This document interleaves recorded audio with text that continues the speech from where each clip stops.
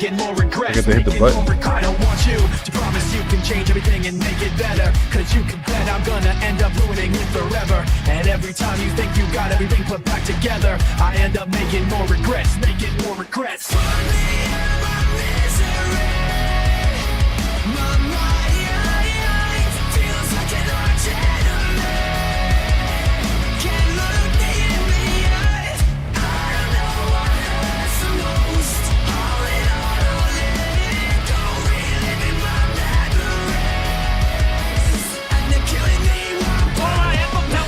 Helplessness, imprisoned by a selfish bitch. Chew me up and spit me out. I fell for this so many times, it's ridiculous. And still I stick with this. I'm sick of this, but in my sickness and addiction, you're addictive as they get. Evil as they come, vindictive as they make them.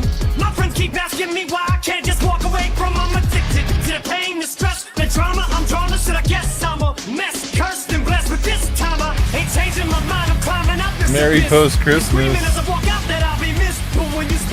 Yes, it is the merriest, actually. I'm leaving you. My life sentence is served, bitch, and it's just... I don't know what I ate earlier, but something cut my mouth and it hurt. So it kind of sucks. Okay, yeah, the mic was working. I thought the mic wasn't working for a second.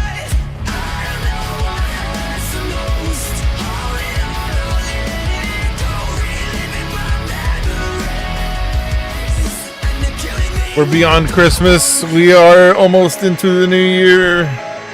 The measurement of time does not escape us. Happy second day of Kwanzaa. Nice. Was not aware, but I am aware now.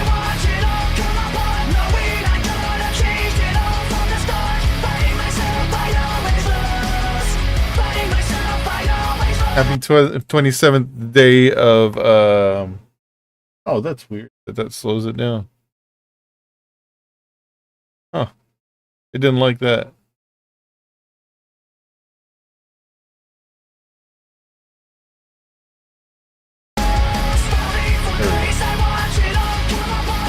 What's that?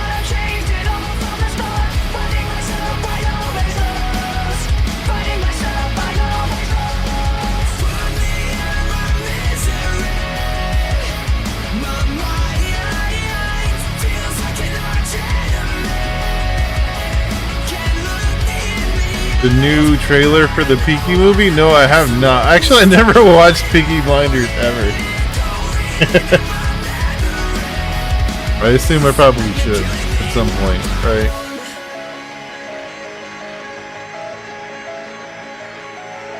Misleading? Truly. I mean, truly, it really is. Alright, PBS NewsHour. PBS News Weekend, sorry. President Trump. Then, the connection between a company in landlocked Nebraska and efforts to combat plastic pollution in oceans. And how scientists in Yellowstone National Park are using AI to try to decode the language of wolves. Fantastic. Maybe I can speak wolf later. Record their howling 24/7, 365 days a year, but we often can link behaviors of wolves by observing them when they are vocalizing. What is the cause and effect of howling? There are two wolves in the AI. There are two dogs inside of me. One's a hot dog. Major funding for PBS News Weekend has been Actually, provided they're both hot by... dogs. I had two hot dogs In earlier. 1995, two friends set out to make wireless coverage accessible to all. With no long-term contracts, And the other is a protest dog. 100% U.S.-based customer support. Consumer Cellular. Freedom calls.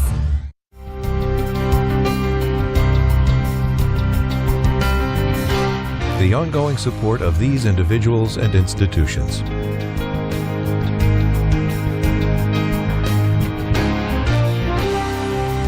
And friends of the NewsHour.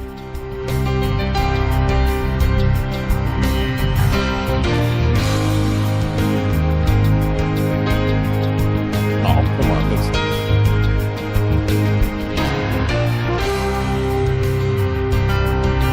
This program was made possible by the contributions to your PBS station from viewers like you.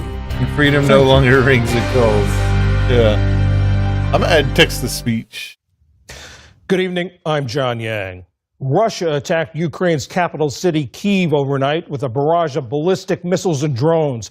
It came just a day before President Trump and Ukrainian leader Volodymyr Zelensky are to meet in Florida to talk about prospects for peace. On his way to the U.S., Zelensky met with Canadian Prime Minister Mark Carney in Halifax. He said Russia's attack was revealing. This attack is, again, Russia's answer on our peace efforts, and it's really Florida that Putin doesn't want peace, and we want peace. In Kyiv, Yeah, we want peace. That's why, they're also bombing Russia, first too. responders assessed the damage from the attacks.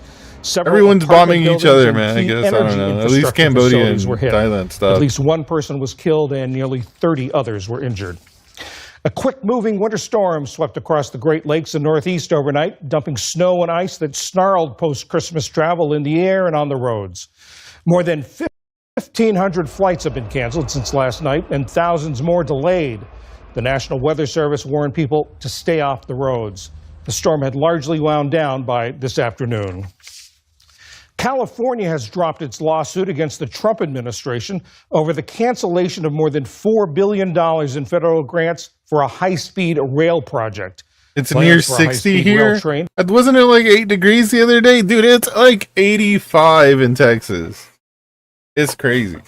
between San Francisco and Los Angeles have been in the works for more than 15 years. The California High-Speed Rail Authority said the federal government is no longer a trustworthy partner and that they'll move forward with its own funding.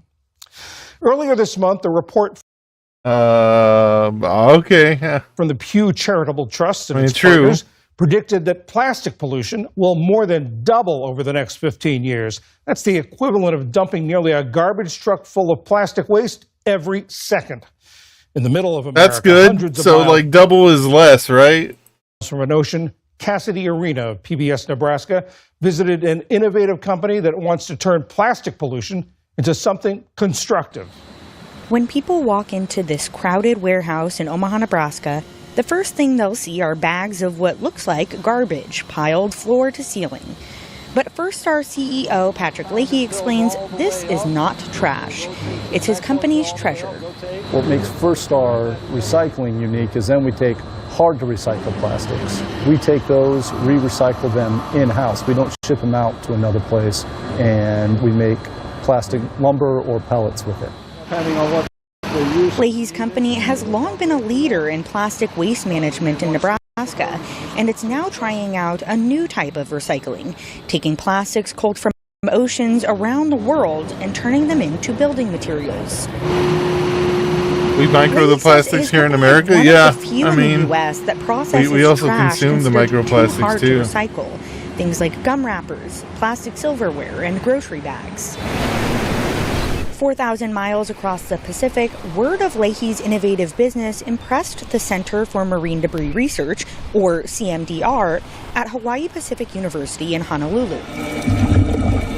It specializes in cleaning the oceans of plastics, including discarded fishing gear.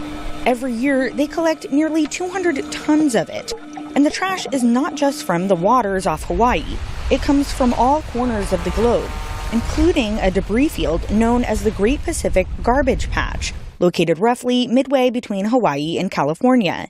It's the largest accumulation of floating ocean plastic in the world. The plastic pollution problem in the ocean is transboundary. It's impacting every single ocean. Run that by me again? Located roughly corners of the globe, What? including a debris field known as the Great Pacific Garbage Patch, located roughly midway between Hawaii and California. It's The Great Pacific Garbage Patch? What is... Hold on. I gotta look that up now. I thought the Garbage Patch was past Hawaii. Hold on. Great Pacific Garbage Patch from space. What the hell? A massive floating island of garbage. Yeah, literally.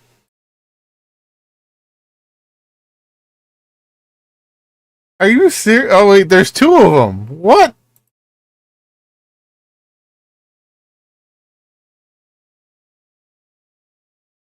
The western garbage patch and the eastern garbage.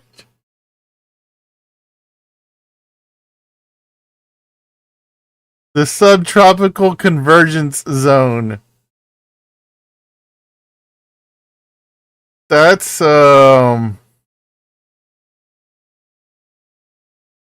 great.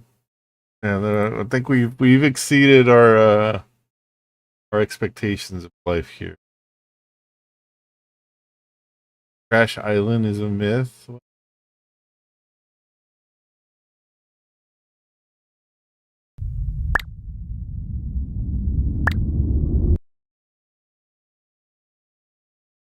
Oh, they went out there and they didn't see it. Okay, got it. I don't know. Yes.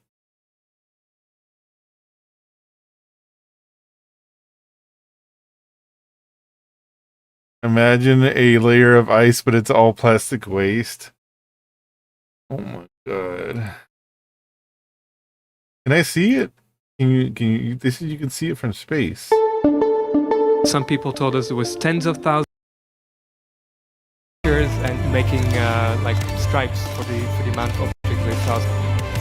We expected to be able to actually take our time. We weren't. We were just fast, bang, bang, bang to actually. I don't know what I'm supposed to be looking at. The here. ocean with 30 boats at the same time, taking that we were able to properly sample during that trip.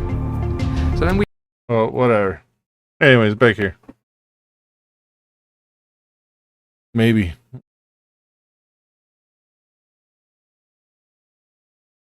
It doesn't like that I have something open. Don't know what it is. Let's see if I can figure it out real quick. Huh?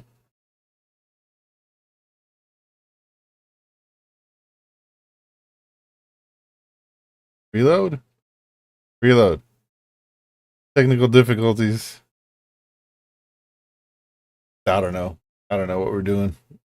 Got no idea, man. Play? Of plastics, including discarded fishing gear. Every year, they collect nearly 200 tons of it.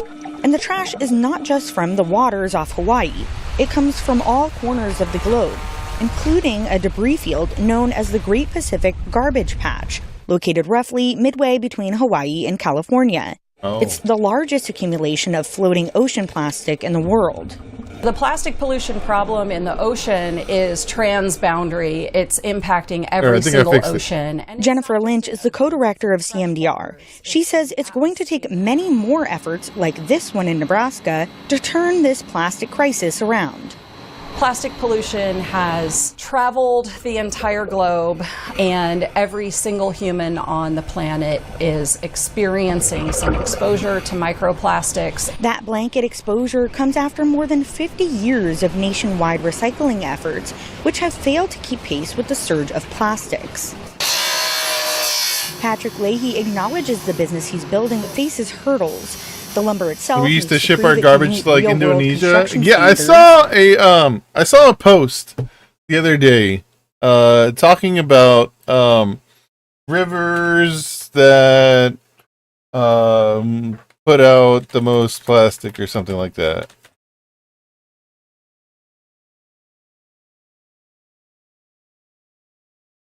Yeah, 95% of the pollution is from these 10 rivers. Let me see. Yeah. This is like 2 years old though, so I don't know why it came up recently. But it's like, oh yeah, it's from like these rivers here, and they're all in the east. Like none of this. That means that none of this lands on the responsibility of the people in the United States, because it's obviously not us. But this is just, they're just dumping what we sent them. That's all that is. But perhaps the biggest challenge is sustainability. Do the upsides of recycling plastic in Nebraska justify the costs and carbon footprint of shipping from Hawaii? Leahy believes the answer is to one day bring the solution closer to the problem. The hope being, if we can show that this is successful, we can start a similar kind of plant there in Hawaii where they can just process it on site. Leahy's dream is that the synthetic boards he's making can one day help rebuild Maui, which was nearly destroyed 2 years ago in devastating wildfires. It's always about the quality of the product. Even though recycling and sustainability is a great story, if the product is not superior, either by quality or price, then people won't want to use it for whatever project they have. He told us his quest for now is to prove his lumber is up to the task and that a state from the Great Plains can play a role in cleaning up the world's oceans. For PBS News Weekend, I'm Cassidy Arena in Omaha, Nebraska. Still to come on PBS News Weekend, a cutting-edge study to try to better protect Yellowstone's wolves.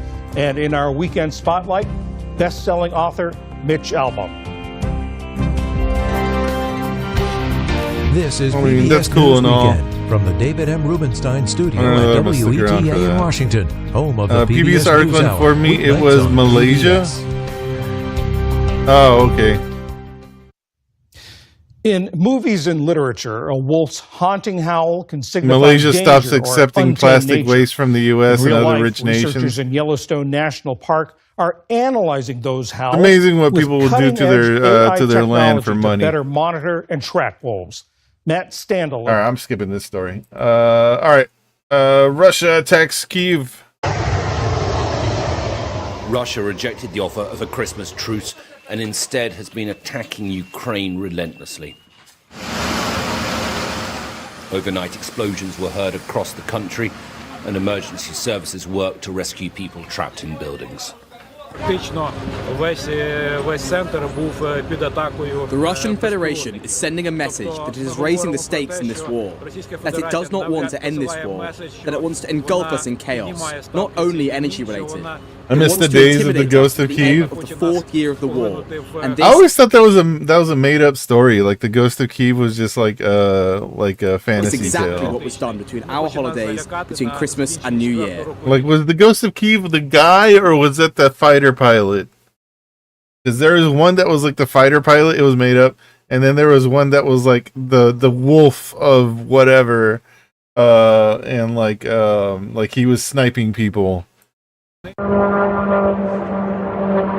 God damn, dude. That's insane. Drones and missiles continue to strike Kyiv throughout the day. Residents were told to stay underground in bunkers. Russia claimed it was attacking energy infrastructure linked to the Ukrainian military, but the strikes have left a third of the capital without power or heating and in freezing winter temperatures. The Polish military even scrambled jets to protect their border during the Russian attacks. However, there are no reports of missiles entering Poland or any. I guess there's no beachfront property for the United States to be invested here, right? Other European country. The rare earth materials probably don't exist anymore. The windows started shaking and there was a hit on our house. Our windows overlooked the next house and we saw that the windows flew out and a fire started.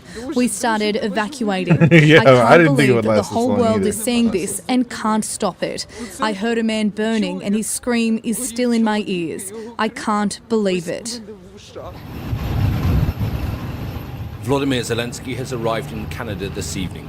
He's meeting with the Prime Minister Mark Carney before he heads to the United States. Last weeks we had good steps in diplomacy, but we can't live in illusion that it gives us possibility to have less air defense.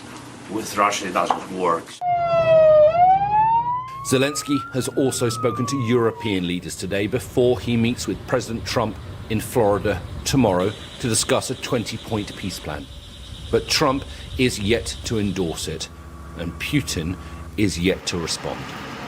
Alistair Bunkle, Sky News. Yeah, what happened? Didn't Trump have a meeting with Putin like earlier in the year?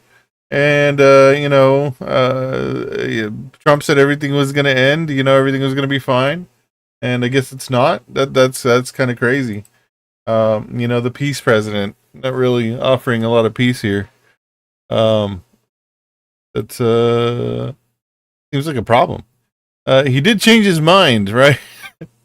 Changed his mind to continue the bombing, I guess. I don't know.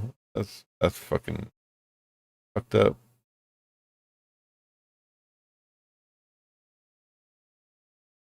bring a lot of peace here. Hey, that's me. That's double me. How do I mute that? I can't mute that. All right, whatever. Moving on. Here's Rob Wright. Treasury bonds held by mutual funds, hedge funds. Go back. The biggest untold story about how we pay for government involves a big switcheroo by America's wealthy. Decades ago, wealthy Americans financed the federal government by paying taxes. Their tax rate was far higher than what it is today.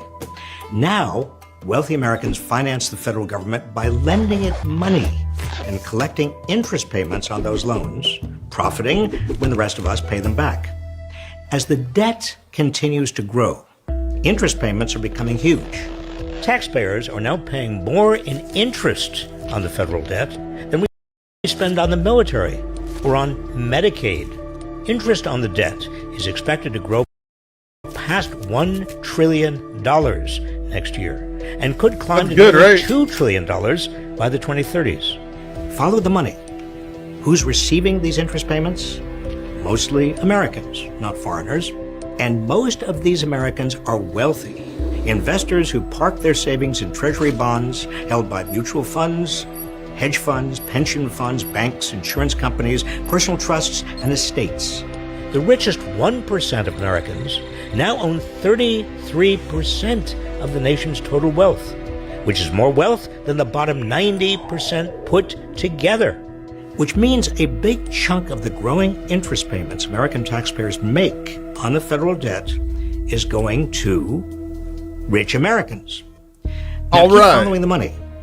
One of the biggest reasons the federal debt has exploded is the tax cuts, starting with the Bush administration in 2001 and extending through Trump's 2018 tax cut, have reduced government revenues by $10 trillion. But surely, if we give money to the rich people, they're going to invest it back into the economy and create jobs, and that'll make us all rich, right? The Republican tax cut will cause the debt to explode even further.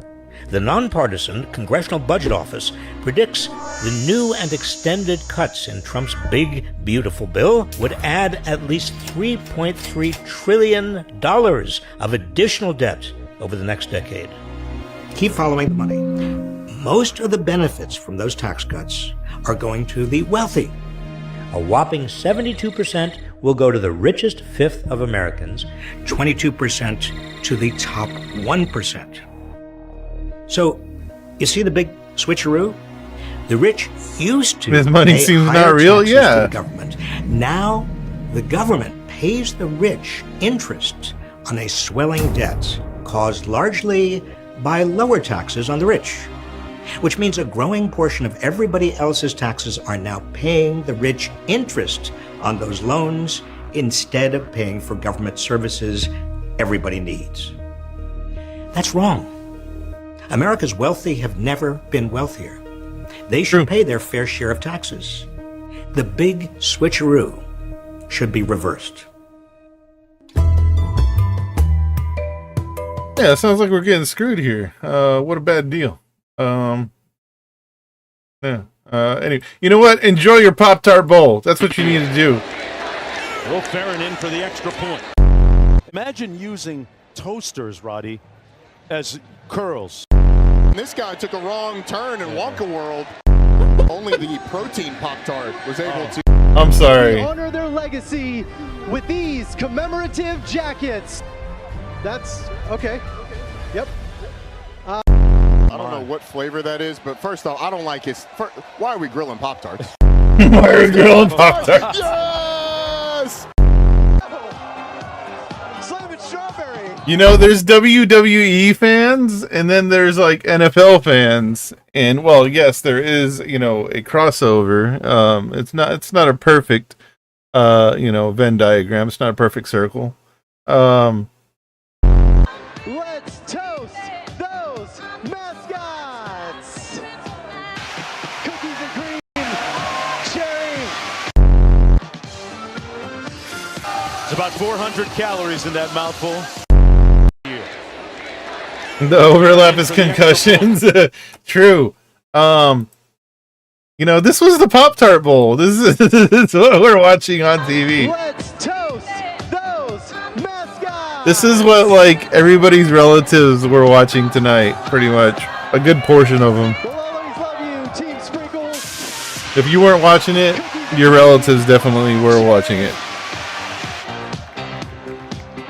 And there they are, the edible mascots for BYU, your people's national champions. The mascots sacrificed themselves to the football gods. Yeah, to the almighty dollar. To be consumed by the winning team. Let's toast those. Now, there's supposed to be a third Pop-Tart. He jumped off the thing and, you know, wanted to live, I guess. I don't know.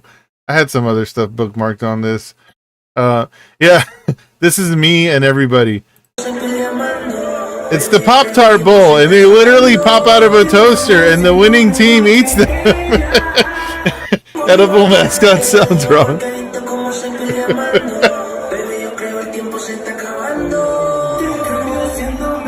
That's me. That's me right there. I'm on the left. But yeah. You know, Pop-Tart Bowl. I don't know what flavor that is, but first off, I don't like it. Why are we grilling Pop-Tarts? Yeah, I haven't ever grilled a Pop-Tart, but, you know, I might try it now. I don't like the Pop-Tarts technique. Also, I haven't bought Pop-Tarts in forever. Yeah, I don't know. Like, I clicked on, like, one Pop-Tart video, and it started, like, my For You page is just all fucking Pop-Tarts now. Like, it's all this shit. Like, it's all this. That's all it is. And apparently, eating them cold is wrong. Yeah, I guess you're supposed to toast them.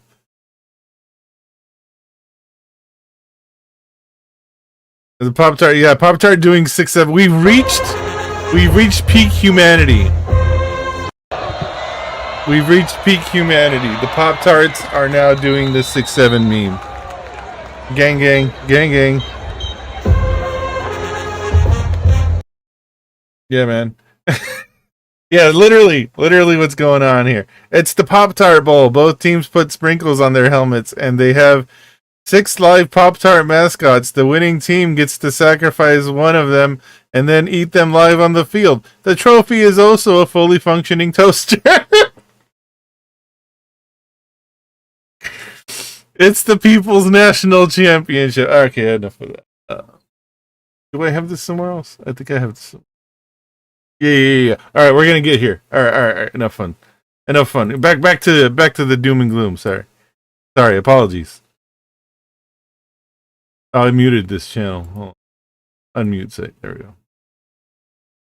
My tax dollars shouldn't be spent to feed someone else's kids. Do you know how much of your taxes actually goes to Snap and Wick to feed other people's kids? Pop-Tart pulls the average Patriot American family has only $36. The Patriot games can only wish that they will be as good as the Pop-Tart Bowl was. That's my statement on that. $1 a year out of their taxes that goes to that. Do you know how much of your taxes go to corporate subsidies for billion-dollar corporations that make billions of dollars in profit a year? It's over $6,000.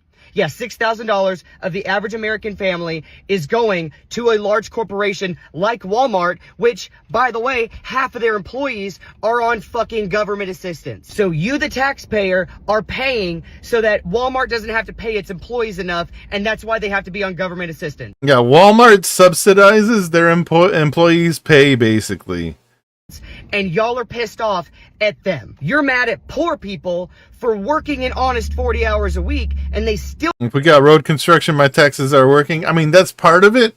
The other part of it is, your taxes going to bombs. Can't pay their bills, but you're not mad at the corporation that rigged the system where they can underpay all their employees so they all have to live on government assistance and they can keep raking in profits. You're not willing to spend $36 of your taxes to help your fellow Americans who are needy, but you're not pissed off at all that Walmart doesn't have to pay their employees enough. Oh, and by the way, you're paying Walmart $6,000 every year.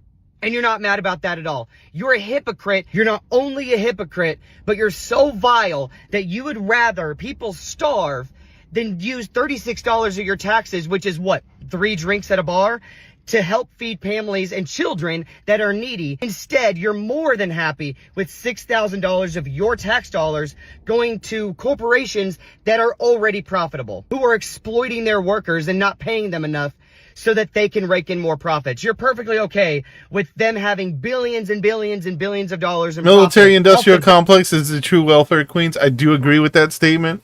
I also agree with his point, being that, there are many conglomerates in the United States that underpay on purpose because they know that will qualify their employees to be on welfare and other government assistance programs, because they basically qualify for being impoverished and being below the poverty line, which if you make more than like $25,000 a year, you're like in that perfect zone of getting screwed over by everybody, because you make too much money to qualify for most programs, and then you don't make enough money to have a living wage, to live by yourself at least. Tax of your tax dollars, but God forbid $36 of your income a year goes to feeding children. You gargantuan pieces of my tax dollars should be spent to feed someone else's kids. I've had this argument before. I mean, there are people that don't know how to combat, like somebody like in a family gathering situation where somebody says, "Oh, well, my tax dollars shouldn't go to somebody that doesn't want to work." There's many reasons why people can't work. It's not necessarily that they don't want to. That's how I got kicked off of the ACA. I made too much by a bit. Exactly. Like there are certain programs where, like, if you make like $18,000 a year, like you make too much money. Apparently you're rich now. Now you're rich, and you can you go spread your wings and fly. But I mean, we force kids to go to school, right? Because of they don't go to school, then they get like their parents can be arrested, or they can be issued fines for not going to school and whatnot. So we force kids to go to school, but we don't provide them any lunch, or we don't give them, any breakfast for their required time to be there. I don't know. I think it's a bad stance to say that kids don't deserve lunch, that people don't deserve a living wage, that people don't deserve to live off of government money because they're not being paid enough. When it's the corporations, it's these government representatives that are making these decisions, that are causing everything to be this way. We should at the least be able to provide for our own citizens in this country. That's my stance on it. Yeah. What December 22nd through the 25th feels like as an adult. Taking some time off for the holidays? I wish. No, I'll be working, but I'm not going to let that get in the way of the Christmas cheer. I really want to go all out for my nieces and nephews and cousins and make cookies and buy them sick presents. I'm going to go chop down a Christmas tree and put lights all over my apartment. That's nice. It's December 22nd, right? Right. Okay, just making sure you're aware. Thinking I might have to skip the sugar cookies this year. Christmas Eve is tomorrow. Presents I was going to order them won't get here until January, so that makes them fucking useless. Christmas Eve is going to have to go to the mall tonight after work and immediately start wrapping presents, but it's going to be fun. I'm going to watch Elf and drink some eggnog. Christmas Eve is tomorrow. Do you want a present? I'm happy. You're happy. Buddy the Elf, what's your favorite color? You seem better. I'm drunk. Oh. I failed yet again as a human being in society. They should throw me to the wolves. Maybe next year just start early. I got all my relatives $5 gift cards to 7-Eleven, and somehow that maxed all my credit cards. Oh, no. Christmas is dark, man. You see It's a Wonderful Life? Half that movie's about how life is shit. The other half is about a sexy ghost trying to tell you it isn't. I'm grieving the man I always try to be. That's what Christmas is. You need to chill. The unbearable gap between reality and unmet potential. Okay, just cut the self-loathing bullshit and have some actual gratitude. Merry Christmas. Merry Christmas. You seem a lot better. I'm drunk. Still? Never stop, but I'm having a great time. Really. Okay, yeah, good. Anyways, got to head to work, and yes, I can drive myself, and no, I shouldn't be drunk during surgery. Shit. That's like, I just had surgery. I just had shoulder surgery. Check out my scar. In there somewhere. I don't know. I don't know why that gratitude line triggered me. Yeah, my shoulder hurts. But yeah, yeah, check it out. All right, cool.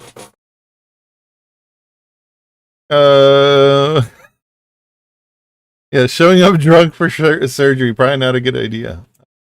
I did not show up drunk for surgery. Anyways, we're getting into the year. This is all a little mixed up in here, man. Hold on. Let me move this towards the end over here. Yeah. All right, we're gonna move that down. Wait. Speaking of snow, I mean Christmas. Narco Rubio. Yes, sir. Vladimir Putin today. I thought you were introducing yourself. No, I'm Vladimir definitely Putin. not. I've never heard Marco Rubio crack a joke. Definitely not. Vladimir. What Putin, are you doing here? Nick Schifrin, PBS NewsHour. Vladimir Putin had his own end of year press conference today. Oh, he's trying to step on my message. Yeah. His went I think 4 hours. Fucking so high as hell, dude. That's a pretty shit joke. Yeah. Also, like he's obviously on cocaine, right? And he said he was willing to end the war in Ukraine. I bet you he didn't do it in Spanish. He did not. All right. Go ahead. I'm sorry. No, it's all right. He said he was willing to end the war in Ukraine based on principles he had outlined last summer, and that included a complete Ukrainian withdrawal from 4 regions, most of which are not occupied by Russia, recognition of occupied Russian territory in Ukraine, and the complete lifting of sanctions. He knows Trump's going to throw him under the bus soon. I would assume so. Dude, all this mouth movement, like all these like twitchy movements and whatnot, like Russian territory. You can say that people are overanalyzing this, but he's definitely on cocaine. I'm just saying there's what people say and then what people do. In the end, we're not going to base our approach to finding peace here on the basis simply of what people are saying. We're going to base it on what people are willing to agree to, what countries are willing to agree to. Our role is very simple. We try to understand what the Russian position, how much can they give and what do they have to have. We understand the Ukrainian position. Is everyone high on coke? Those two things can overlap. Maybe that happens this week. Maybe that happens next month. Maybe that's not ready for a few months. That's not up to us. That's up to the two sides. In the end, it's up to them to make a deal. We can't. Yeah, this entire administration is just completely like fucked up all the time. Here's Caroline, I guess. Hey, what the hell is this? Hold on, let me click on this link this guy just sent. Oh. You know what? It really does get easier over time. You're right. Thank you so much for coming over here. I know that everyone says that you're not supposed to get this during pregnancy, but oh yeah, she's pregnant now. It's early, and I've been doing this. My body doesn't know any different, and I bounce back so quickly. But I'm so. Do you mind if I take a bite? I need my protein. Also, RFK said it was good. Vanity Fair, though. Oh, I'm so excited. We haven't been treated fairly by the press, but you know that. The Washington Post, the CNN, and all those things. We've been treated so unfairly, but I feel the tides are turning. We're gonna. Surprised it's not Erica announcing. I thought they said Erica was pregnant or something. Just like First Lady Melania Trump, the Reagans, and now me. You're proof you really can have it all. Oh, they were quoting Caroline Leavitt. Disgraceful Governor Kathy Hochul and Democratic New York lawmakers haven't extended President Trump's no tax on tips policy to state income taxes. I'm so excited. When are you planning on going back to work? When am I going to go back to work? Well, I'm going to go back to work probably about the same as I did with Nico. Yes. Mm-hmm. I went back to work 3 days afterwards. I don't really think that you need to take that much time because although I do think we need to make babies, we also need to make the world better. Caroline, you're a superwoman. You really are. Are you so excited for the amount of I'm business concerned. I'm about to get you? I really can't thank you enough. So many tags. It's going to be such a beautiful article. And don't worry about this. I heal in like 2 days. Also, I don't think you're supposed to eat sushi, right? So she's like doing all the things you're let me not get you a supposed to nice be doing. pack for the road. I don't know. Anyways, what else is the White House up to? White House.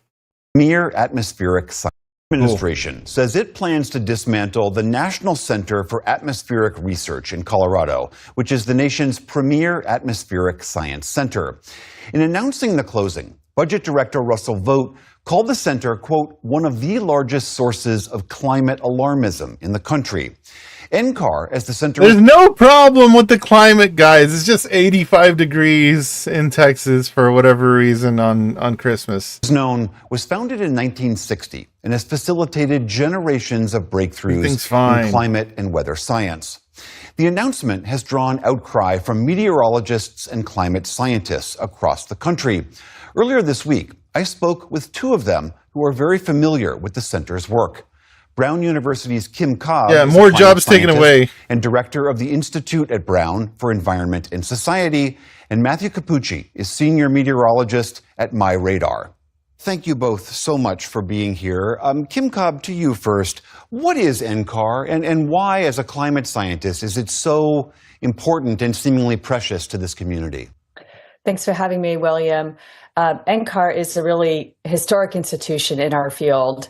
It's, of course, dates back decades now, and over that time, it has really woven itself into the fabric of both weather and climate science across the country and around the world. We're talking about unique, one-of-a-kind facilities like supercomputers, ticked out airplanes, and most importantly, a staff of over 800 people who are at the top of their game in innovating in weather and climate science for public good, putting out data that is on every single climate scientist computer around the country, if not around the world, and a nexus of collaboration as well that is important training grounds for the next generation of leaders. And Matthew Capucci, as a meteorologist, how important is NCAR to your profession? I mean, NCAR is really the birthplace of all the tools we use, both technologically and really the discoveries that are made at NCAR are crucial to our understanding of how the atmosphere works. You know, that's where we first learned about the MJO, the Madden-Julian Oscillation, one of the biggest overturning circulations in the atmosphere that governs how so many things, for example, hurricanes behave. It's where we first created a special product used by airplanes when they're landing to avoid wind shear, disruptive changing winds with height that could cause plane crashes. They invented a system there to prevent that. That's where dropsondes were invented, those little probes that are dropped out of the belly of airplanes in the middle of hurricanes to figure out how strong the hurricanes are. So many different tools and discoveries have come from NCAR. In addition, the modeling is incredibly important. And if we're sort of putting the brakes on that, I worry about the implications for weather forecasting. Kim Cobb, well, what more on that? Well, let's say NCAR is broken up. What are the impacts, both for the scientific community and for Americans who benefit from its research?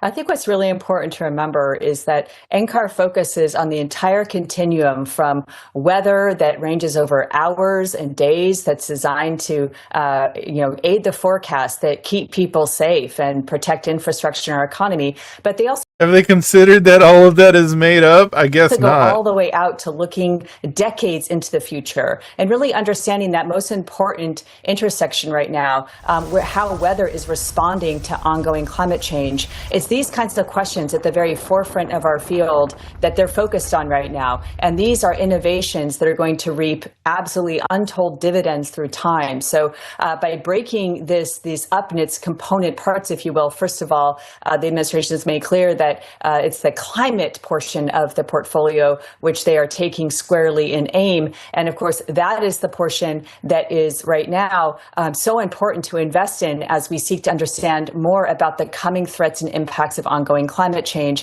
2025, of course, wrapping up to be tied for the second warmest year ever. And Matthew, the White House has tied for the second warmest year ever. Argue that NCAR and its undertakings and its work. Have you seen the landslides in the West Coast going on right now? Yeah, I saw a news piece on that.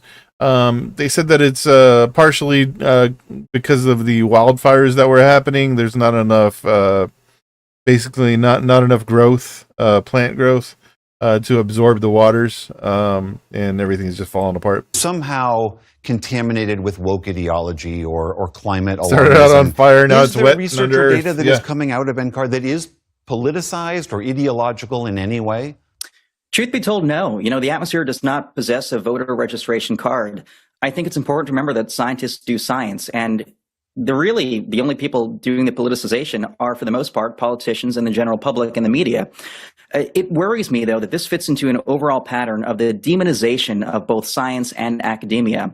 The idea that we're trying to shut down science that produces results we don't like, it's a very worrisome trend. And we've seen this other times in history, and it never really ended well. And I'm just very concerned about the tone that's being taken, simply because one political party or even one political person doesn't like the fact that we're learning about the atmosphere. I mean, Kim, as Matthew was saying, we know that President Trump has called climate change a hoax. He believes it's nothing that we need to focus on. He has directed so much of the administration to move away from climate research, from renewable energy, doubling down on fossil fuels. I'm just curious as to are you worried similarly about the future of climate research if we continue to chip away at these foundational projects? Well, obviously, as Matthew said, we turn our backs on science to great risk and peril. And I think most Americans get it right now.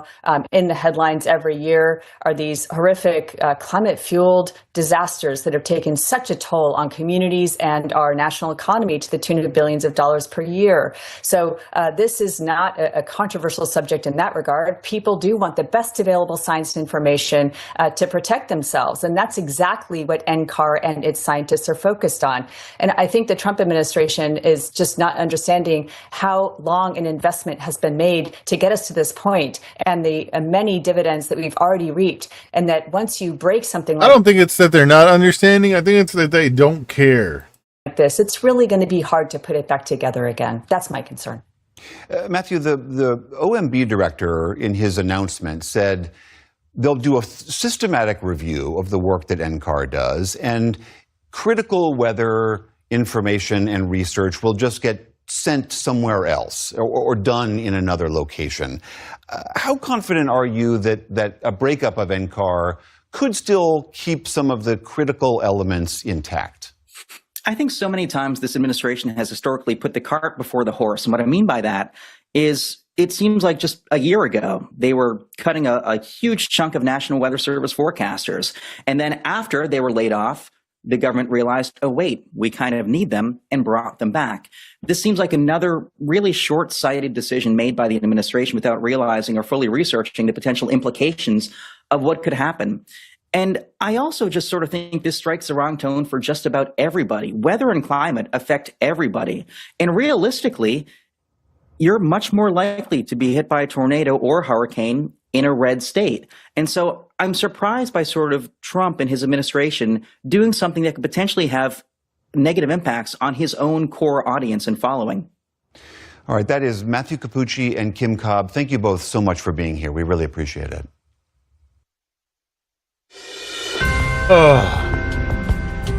The NWS was given permission in July to rehire 450 positions after DOGE cut 550 jobs earlier this year. Many of those positions remain vacant. Wow. So not only were they not allowed to hire as many people as they needed to get back, but those positions remain vacant to be. Everything's fine, guys. Everything's fine.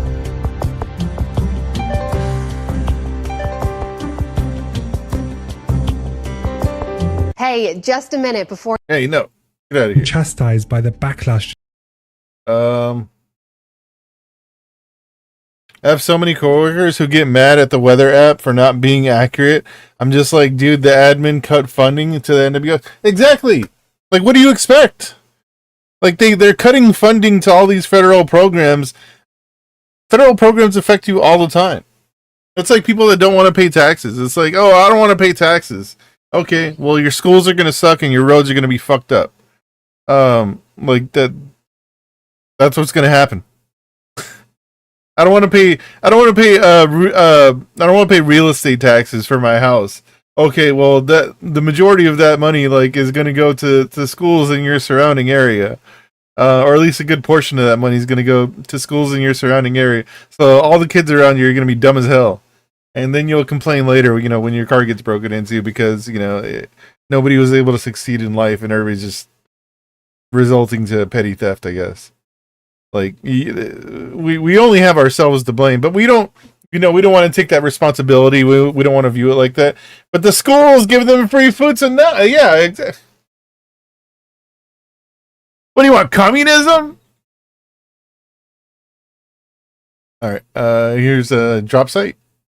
We obtained audio from a major weapons conference in Tel Aviv earlier this month. Far from being chastised by the backlash to genocide, Israeli arms companies are seeing booming sales by boasting that their weapons are tested live on Palestinians. In one recording, a major general in the Israeli army said, "These are not lab projects or PowerPoint concepts. They are combat-proven systems. This is what defense tech means in Israel, and this has redefined Israel's global identity." The latest data shows that Israeli arms manufacturers increased sales by 16% this year, boosted by a reported record-breaking $2.3 billion deal that was signed with the United Arab Emirates. In another What? That's how they advertise?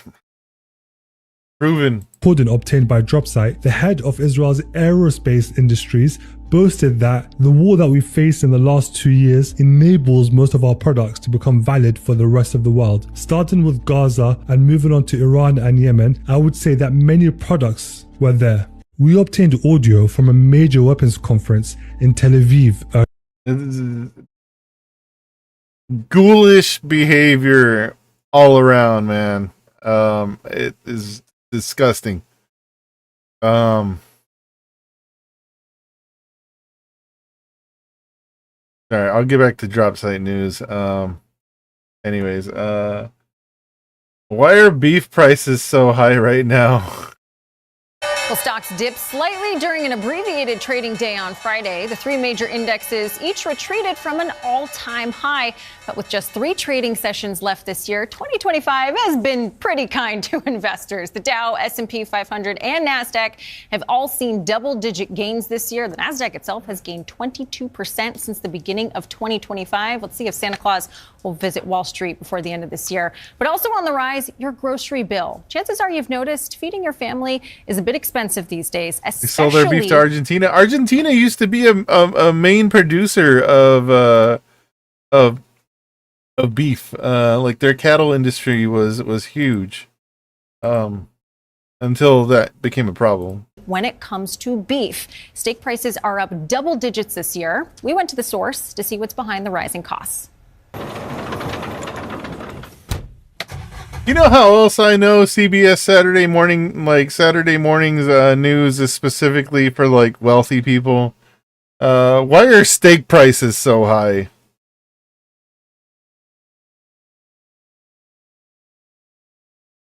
We bought their beef right before we bailed them out. Oh yeah, that's right. We're all about quality, just like the meat products we make, how we raise our animals, how we raise our crops. We want it to be the best that it can possibly be. Stephen Boyer has owned the Country Butcher in Tolland, Connecticut for nearly 40 years. He says the holidays are one of their busiest times of the year. It's about 20-25% of our yearly sales that we do during this 4 to 6 week portion of the year. But this year, those orders may come with a higher price tag, with beefsteak up 15% compared to last year, while pork and chicken are up just 1%. It's a supply and demand issue. We've also had issues with drought last year. Disease is a growing concern too. The domestic cattle population has dropped to the lowest level since 1973. And as a small business, Boyer can't compete with the bigger retailers who have more purchasing power. The big chains, they're taking big chunks of that, and that does affect us. That'll affect pricing and availability for us. With higher prices, customers are looking for alternatives. We have seen our sausage sales. Look at that yummy ground up flesh. Spike up probably about 20% more than they were at this point last year. So I think people are looking for alternatives. They're coming. They're ready. They know exactly what this is all about. After 36 years in business, Boyer remains optimistic. There you go. Even when times are tough. We've seen the ups and downs in beef and pork and poultry, and you know what? We always get through it. You just have to give it a little time. So is it going to get any better? Just give it a little time, guys. Everything's going to be fine, all right? Well, he was saying, look, it's going to take a couple years, but he's saying, it goes in these cycles because if you think about it, you need to replace the herd. Also, hold on. Where's the other people? I guess they're on Christmas break. Okay. The usual anchors that I'm accustomed to seeing here on CBS Saturday Morning are not present. It takes a while for them to grow up. But the thing is, he also gave me some tips. You know, your tenderloin, your filet mignon, those are going to be on the more expensive side. But if you want to do skirt steak, short rib, like we did some sirloin strips. My mom brought. You know, skirt steak is what like fajitas are made out of. It's gonna get worse before it gets better as a literal psyop on Middle America. 100%.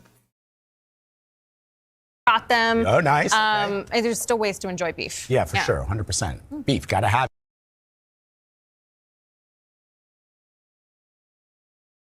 it. I don't know. Like, you don't have to eat beef, man. Like, at least not like every single day. But here's more perfect union on the same story, basically. What happens when we're all gone? American cattle ranchers know something you don't. Beef and cattle are not the same thing. The cost of beef and the cost of cattle are completely disconnected. While you might be seeing record high beef prices this holiday season, ground beef up nearly 13%, steak up 16%. Cattle producers are actually seeing less money, and they're bearing the burden of bringing down costs. So what is happening here? So the consumers get taken advantage of. The boots on the ground. What beef do you use in birria? Because that shit's good. I don't know. Find out. Producers getting taken advantage of. There's somebody making a lot of money, and it isn't you and me. There's a deep imbalance in our meat markets. People are actually paying more for meat, even as the farmers are making less. President Trump posting on Truth Social, you know something. Oh, it's a variety, I guess. Tender beef, birria, fatty, collagen-rich cuts, chuck roast, beef shank, short ribs, oxtail. Thing is fishy. And it's I figured it was more on the fatty side. Benefiting one group in particular. Which This is generally is a story about the thousands of struggling ranchers putting food on your table. Right now, losing $17,500. My mouth's watering, mine too, man. On average. What happens in 20 years when we're all gone? The giant. I went to the mall the other day, and there's this taco place in the food court, and they had like a birria pizza. It was a birria pizza, and so I was like, "Fuck it, I gotta have that." Came in a pizza box. It was just a big ass quesadilla with like birria meat inside the quesadilla. That's all it was. But also it came with like a little sauce for like dipping. There's a lot of grease on that. There's a lot of grease on that. Meat packers and the systems they use to control the market. Because the marketplace is fundamentally broken. The money men playing with our food chain, and the politicians trying to drive beef prices down by any means necessary. The only price we have that's high is beef, and we'll get that down. Is there a future for beef in America? Our herd size has been declining at an alarming rate. And what can we do to save it? We're tired of other people controlling our destiny. Mom, the dollars that we deal with today, if Dad had the opportunity to cash out the chips, would he keep rolling the dice, or would he have pulled his money and said it's been a good run? Boy, that's a hard one. If you read the news about the beef crisis, you might think that ranchers are doing well right now. But John O'Day, a sixth-generation Nebraska farmer, showed us a different reality. It's really tough because historically, 7 out of 10 years a cow-calf operation breaks even or loses money. Come on, wow. Mary. You hope to make enough money when you're profitable to pay down debt that you've accumulated during the tough times. John is an independent rancher. But in our food system, independent ranchers aren't that independent. So I told you at our last stop we'd check the markets when we got over here. And so here's the chart that I use. Ranchers live Physically and die see a by Scottish this chart, ancestry. the feeder cattle futures that dictates how much they What do you mean? He's native to this land. Can expect for their product. Many ranchers believed that 2025 would be a rare profitable year, with feeder cattle prices reaching record highs in the fall. But then something happened at the worst possible time. I mean, it's profitable for somebody. To do something very quickly and easily on beef to get it down. President Trump's plan to buy more beef from Argentina. His words sent wholesale cattle prices Looks plummeting. like we've lost around $200 a head. That would be around a $17 billion Many hit. American cattle ranchers outraged. It feels like being a pawn in a game we're not going to win. I would say that we've lost conservatively between $200 and $300 per head on our calf crop and on our inventory. So $250,000-ish in a month. It's real money, it's real dollars. When President Trump announced a plan to quadruple imports of Argentine beef, then demanded American ranchers get their prices down, ranchers lost billions. Arby's going to start asking who's got the beef. Expected profits. And beef prices? They stayed at all-time highs. I would handle it better if it was actually making a difference for the consumer, but it's not. What's happened to us hasn't helped the consumer at all. We're going to do something very quickly and easily on beef to get it down. The ranchers understand that. They're so happy for what I've done. I saved them. I don't think you'd have any beef in this country if I didn't do that. And of course, it was the biggest supporters that feel the most betrayed. So how can the price Yet of they cattle continue be to so support 'em. volatile? And how can cattle ranchers lose so much money so quickly? It has to do with the connection between this and this. The futures market is it's there to create chaos and volatility for farmers, but it's just pure paper trade. And those guys don't own any cattle. They don't do anything but paper trade and drive the board down. Coy Young is a former cattle rancher. Told me twice it's the We damn spoke Liz to him fault. in 2023, shortly after he was forced to sell his herd. Coy had financed a herd of Angus beef that he was hoping to make a profit from. And that Friday, the Chicago Board of Trade feeder cattle price tanked to 108. That was when Coy almost decided to take his life. We caught up with Coy 2 years later. Futures traders caused the price to go down. They needed an excuse to drive the price down and overbuy the market. The hedge funds that are behind these driving forces in the future markets are driving the prices down. Okay, let's back up. Futures contracts are supposed to work as a simple agreement between buyer and seller, setting a fair price to exchange at a later date. But in reality, nothing real is sold on the futures market. Instead, massive corporations and Wall Street speculators trade in predictions and profit off of price changes. During the pandemic, we all remember the store shelves were empty, and at that same time, farmers were getting screwed. Why? Where's all the money going? Farmers should be making money. I mean, because they're the ones that create the animals and produce the proteins that we consume. But that wasn't the case when Coy went to sell his cattle in 2020. That Friday the 13th, March of 2020, the board tanked at 108, and our sale was set for Sunday, March 15th. It was a massacre for me, and I was expected to get 125 to 128,000 from the sale, and I came home with a $36,000 check.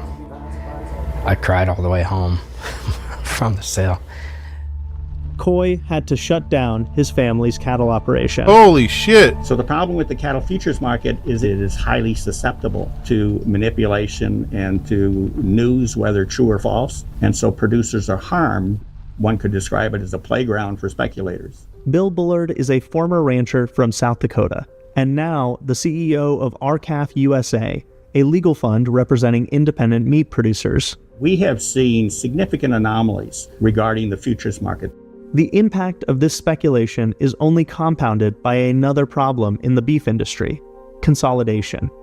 To understand why, we first need to take a closer look at how the beef production chain works. The live cattle industry is somewhat segmented. If you think of a pyramid with the cow-calf producer at its base, this is where John and so many other small independent producers sit in the process. And as the animals grow and mature, they move up until they reach the feedlot sector. And there you have this incredible bottleneck between you have this in controlling 80% of the market. It is there that the meat packers are able to exert their market power in order to leverage down the price that the cattle feeder receives for the animals. 90% of cattle raised in the U.S. come from small to medium-sized independent producers like John. But we only have half as many American cattle ranchers today as we had in the 1980s. And while that number has shrunk, the meatpacking industry has consolidated. Just 4 major packers dominate the market: JBS, National Beef, Cargill, and Tyson. So in 1980, the Yellowstone never producers mentioned this? received Yeah. 63 cents of Wonder every why. consumer beef dollar. And the meat packers and retailers had to share 37 cents. Jump to 2021. That allocation of the consumer beef dollar has been completely flipped on its head because the marketplace is fundamentally broken. In 2019, RCAF USA filed a class action lawsuit against the Big Four, alleging a price-fixing scheme to shift the market in their favor by reducing slaughter and reducing their purchases in the cash market. We allege that the meat packers were managing the marketplace to ensure there was never more demand than there was an available supply of cattle. And we allege that that is how they were able to suppress cattle prices. This power imbalance in the market means that the price of boxed beef can continue to rise and generate profits for meat packers and big box retailers, but far faster than the prices producers get for their cattle. The spread has been widening, which is a clear indication of market failure within our industry. This is part of the original 280 my dad bought in 1965. Now I'm just trying to keep it. It's the other battle. Even after selling his herd, Coy has not been able to get out from under his bank loans and credit card debt. How's it feel to be like this close to the operation that you grew up on, but you're not working it anymore? It's depressing as hell. But I'll get back into it one of these days, hopefully. Coy's Cattle Ranch is just one of nearly 20,000 American family farms that go out of business every year. This loss of independent ranchers has also contributed to the depletion of America's cattle herd. I mean, we've lost over 32 million head of cattle since 1980 that should be in circulation in the United States, and now we're at record low numbers. Now, Coy finds himself on the consumer side of the meat packers. He's opened a barbecue food truck. I'm still paying for this thing.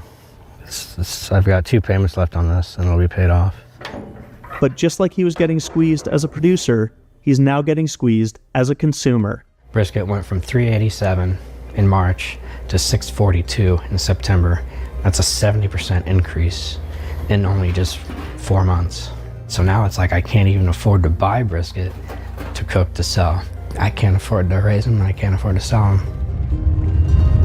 Brisket was already expensive as hell, Now man. we can't even talk about one household really making a living year to year on 250 cattle. And 30 years ago, 250 head of cattle in one family's operation would have been huge. Would have supported 2 families. Yeah. The connection between supply and demand in the beef industry has been severed by the corporate players sitting between you and America's ranchers, and it's taking a toll on our whole system. I feel that my sons, the direction we're going, I don't see a future beyond the generation that is just starting right now. The price of beef is unsustainably high for the average American, but bringing it down is not as easy as just saying, We're going to do something very quickly and easily on beef to get it down. So what would help? We have to stop the decimation and desecration of our American cattle producers. We need to rebuild our herd in the United States. And increasing domestic supply only happens when cattle are profitable for producers. Sustained long-term profits are the only thing that's gonna solve the beef cost issue. Is we've got to get enough domestic production to where we get so far ahead of the demand that the boxes start piling up for the retail segment, and then they'll drop prices. And that only gets done by getting corporate influences out of the market. Well, we would like to I don't see think the that's U.S. gonna Department happen. of Justice initiate an antitrust lawsuit against the largest meat packers and even the retailers. This is about going after the people causing the problems, not the people producing the solution. We feel a lot of betrayal at this point. And When are people gonna fucking learn, that's man? the most disheartening thing. I hope there's a bigger plan. I know God has a bigger plan for us, but I'm hoping that we aren't going to get drugged down in this quest for cheap food. The shareholders didn't like that. Yeah. Thank you so much. You know what? We just leave it into the hands of God, and God will figure it out one day, and we'll be good on after that. Yeah. Lord, don't pay the bills, but gotta pray a little harder, I think. And so this is the problem, though, is like whenever there's like Republican presidency or like people with the ideology of less government, right? Is they're going to hand more and more rights and more power over to corporations who are going to continue to screw over these guys in general, right? The ranchers, the producers, the workers in the United States. The more power corporations have, the less power the workers have. And you're going to keep working at a loss. And that year that they depend on to be extremely profitable to make up for the time when they're not profitable, it's not going to come. They're going to keep saying what they said in the other report. We just got to wait. We just got to wait about, where was it? Where was it that he said? Times are tough. There you go. Even when times are tough. We've seen the ups and downs in beef and pork and poultry, and you know what? We always get through it. You just have to give it a little time. What if that time never comes? Yeah, we should just give it to the churches, and that's how to solve it.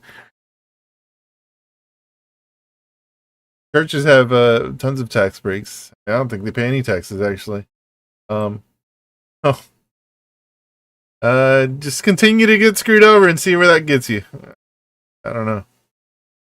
Anyways, Tim Dillon, is there any chance Epstein isn't dead or is living on Les Wexner's estate in Ohio? Ryan Grimm, I assume they would have to kill him again if that were the case.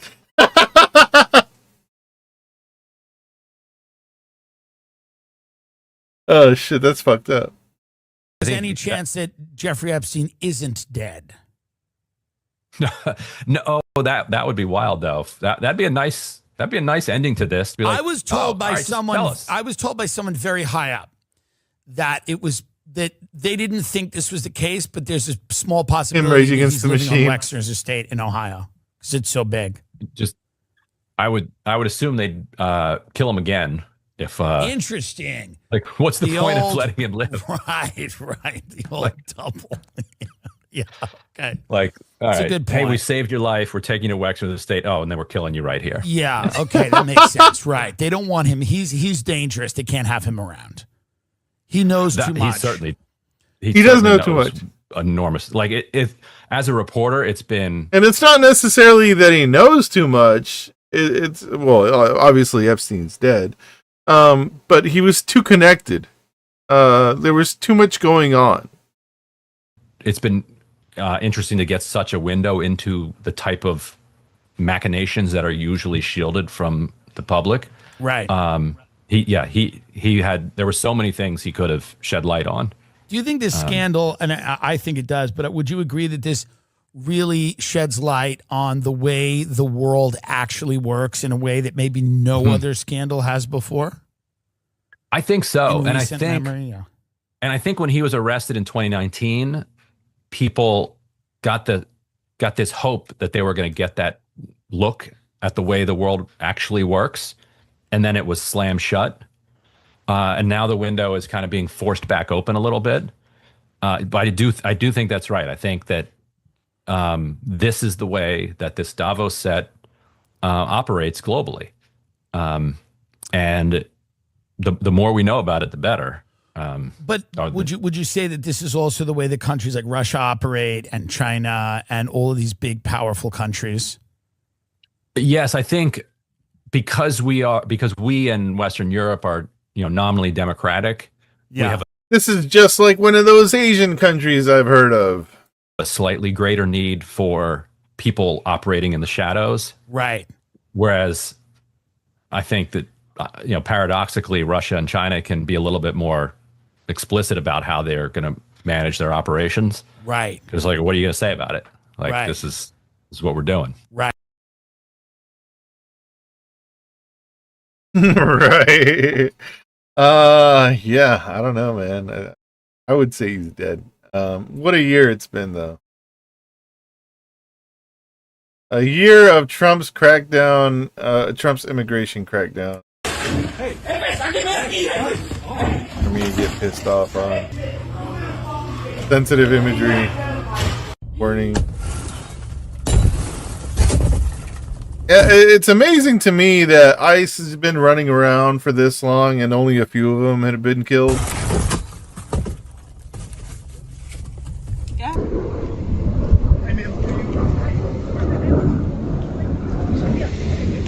People have been detained for like months, if not since last year.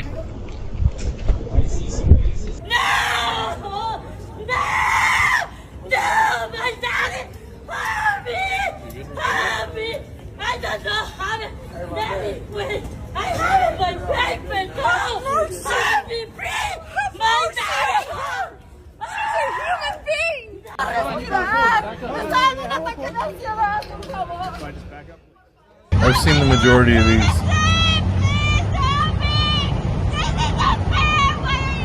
Just arresting American citizens for no reason. No, you don't. Show me. Show me right now. Where's the warrant at? No, show me the warrant right now. We're not gonna let her go. Yo, get your Like the drunk driver ICE agent? Yeah, some have been arrested. Yeah. to his family. He's not going anywhere. He's gonna go see No, and then he won't come back. How dare you? Did you see the one that I posted the other day, day before yesterday? They arrested a oh yeah, and then they arrested Mahmoud Khalil. Mommy's coming now. Okay? I'm getting out. Well, you should have done it already. I told you 3 times. I'm looking your seatbelt. Step out of the car. Still understand. Step out of the car. Okay. Because I'm Iranian. Yes, I understand. Look what they're doing to me. Yeah, and then this guy went into a seizure. I'm born here. I'm born here. Come on, baby. Suck my. Suck my dick. That is the proper response. If you ever see me go live from mobile, there might be a problem. All right. Do I want to see the corporate year in review or the other corporate year in review? Fuck it. Let's go with good work. I don't know if I can trust NBC.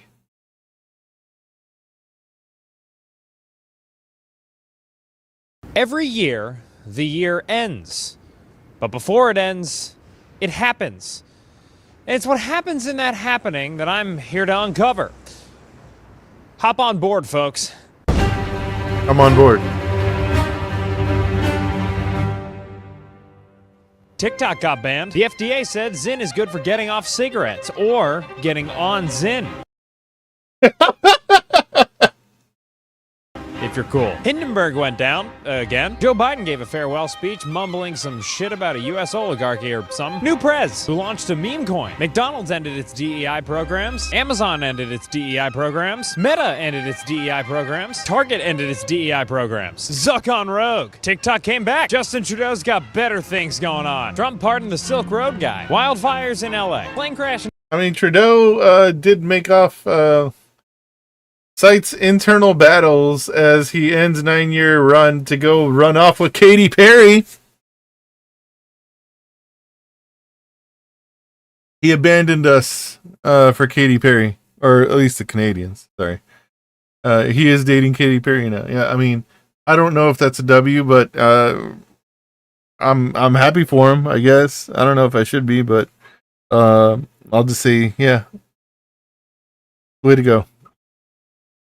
Trudeau's got better things going on. Trump pardoned the Silk Road guy. Wildfires in L.A. California girls are unforgettable. Truly. Crash in D.C. DeepSeek did AI and everyone freaked the fuck out. Trump started doing a little... Yeah, the AI, like the Chinese AI. Plane crash in D.C. DeepSeek did AI and everyone freaked... That like sent stock prices for AI companies plummeting. I guess we're not talking about it enough. We're just gonna ignore that.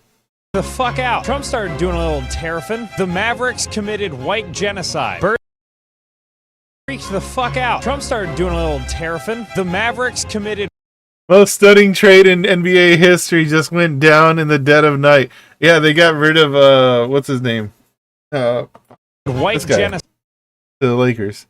I don't think it's working out, honestly. I think the Lakers are only like fourth in the West. Birds got the flu and eggs got the expensive. The Eagles beat the Chiefs on Tubi. Trump said the U.S. is going to take over Gaza and that he's finally going to be the one to end the carried interest loophole this time. The electric car company named after Nikola Tesla filed for bankruptcy. Amazon surpassed Walmart in revenue for the first time, and they bought James Bond from the Broccoli family. Plane flip. Nike and Kim Kardashian are totally hooking up, while Ye used a Super Bowl ad to sell swastika t-shirts. Elon asked government employees what they're doing for work, and female government employees what they're doing after. Also, while cutting a bunch of government agencies and laying off a bunch of workers, and beefing with Sam Altman, and trying and failing to buy OpenAI. Pepsi bought Poppy. A man won $50 million the old-fashioned way, suing Starbucks after getting burnt by his tea. The company finally landed on the moon. Canada elected a new head Canadian. Consumers were sad about the economy, but cheer up, guys. A company landed on the moon. BlackRock bought parts of the Panama Canal. The military runs on a group chat. A Saudi Arabian company bought Pokemon Go. OpenAI. That happened this year. Kanye crash out. Oh god, that was this year. Yeah, it was early this year. Now, the military runs on a group chat. A Saudi The Saudis bought Pokemon Go. That's Arabian company bought Pokemon Go. OpenAI chips were melted by rampant studio giblification. You can buy your DoorDash now and pay for it later. Hooters filed for bankruptcy. 3,000 billionaires. Cory Booker 3,000 billionaires. Spoke for 25 hours straight, beating a record set by my wife. Eric Adams officially did nothing. Fuck up. Nothing wrong. Liberation Day. Time to freak out. Kevin Bacon said it sucked to lose money to Bernie Madoff. Weight Watchers went bankrupt. A judge said Google is an advertising monopoly. Trump started beefing with all the schools that rejected you. Katy Perry went to space. Stephen A. Smith started talking about running. Katy Perry did go to space. All right, they should just frame it as Justin Trudeau is dating an astronaut. Does that not sound better? I think that sounds better. That's like, bow on a pig. You have to. I don't know. Run for president. Stephen A. Smith says he has no choice but to consider a run for president. And so the Pope died. Chipotle wants to expand to Mexico. Sam Altman wants to scan your eyes. The Minecraft movie. The day I see fucking Chipotle in Mexico, oh my god. Radical centrist Stephen A. Smith. This is like having like Domino's pizza in Italy, which actually does exist. Now I'm just kind of depressed. I don't know. Wants to expand to Mexico. Sam Altman wants to scan your eyes. The Minecraft. What if Chipotle in Mexico is 100 times better? When I was in Mexico City one time, just like Coke. Well, the Coke is better, but it depends on.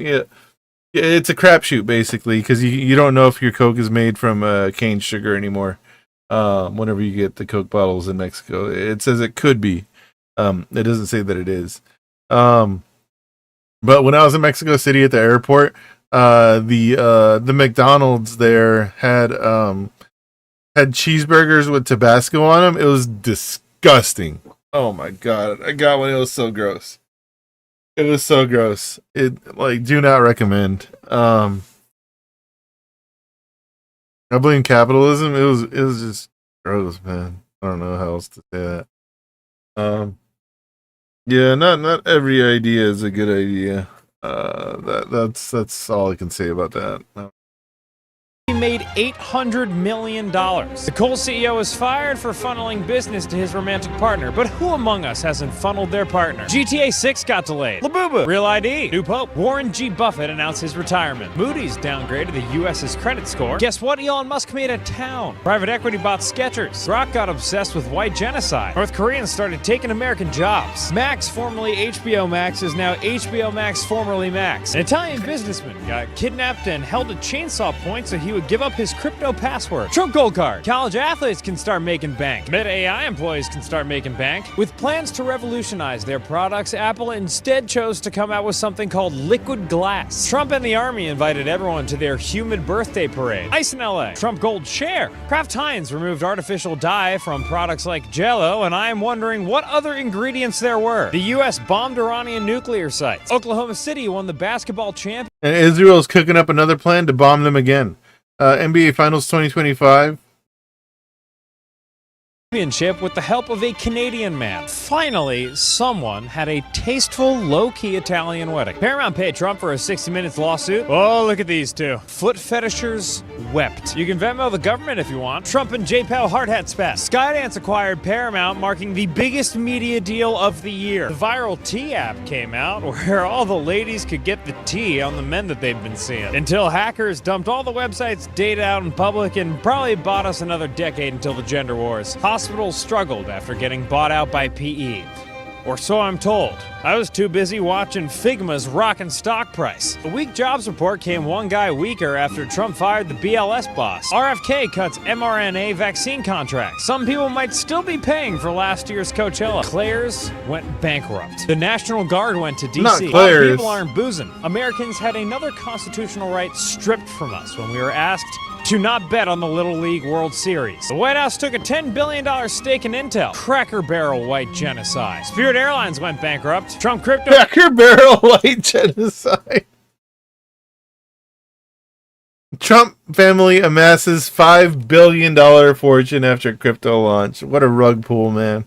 Money up big time. Kraft Heinz is splitting in half, just like that baby in the Bible. The U.S. developed a concerning fetish for bombing boats. Gold prices up big time. Klarna IPO. Charlie Kirk died. Larry Ellison, richest person for a little bit. Kimmel off air. Government shutdown. Rite Aid shutdown. AI circle jerk. AI layoffs. AI friend. Louvre heist. Amazon outage. Betting scandals. JP Morgan building. Rate cut. Household debt and car repos went up. GTA 6 got delayed again. Peel bet $100 million in the New York City election. And this guy won, which isn't surprising. Maybe Luigi was right. I mean, if he did it, yeah. He's clearly best friends with the president. Elon secured a $1 trillion bag. The big short guy is now a big Substack guy. And Meta isn't a monopoly, apparently. Private credit? Cracked. Doge? Dead. The penny? Dead. The lowly soybean? Trapped in the crossfire of the US-China trade wars. Epstein photo dump. Bitcoin bombs. OpenAI goes code red. Zuckerberg puts the brakes on the metaverse. Kalshi partnered with the news. Netflix makes Warner Bros. Their Warner bitches.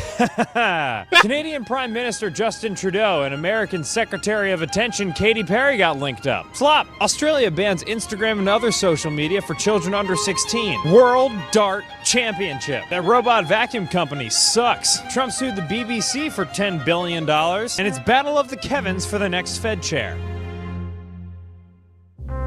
Truly, these last 12 months have been a Harry Patey had, yeah, she did have a year. It's been an honor to have reported alongside you throughout.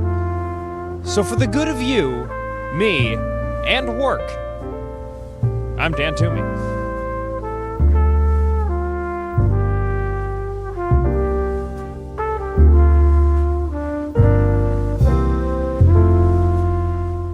You know, I want to say it could have been worse, but could it have? Could it actually have been worse? I don't know.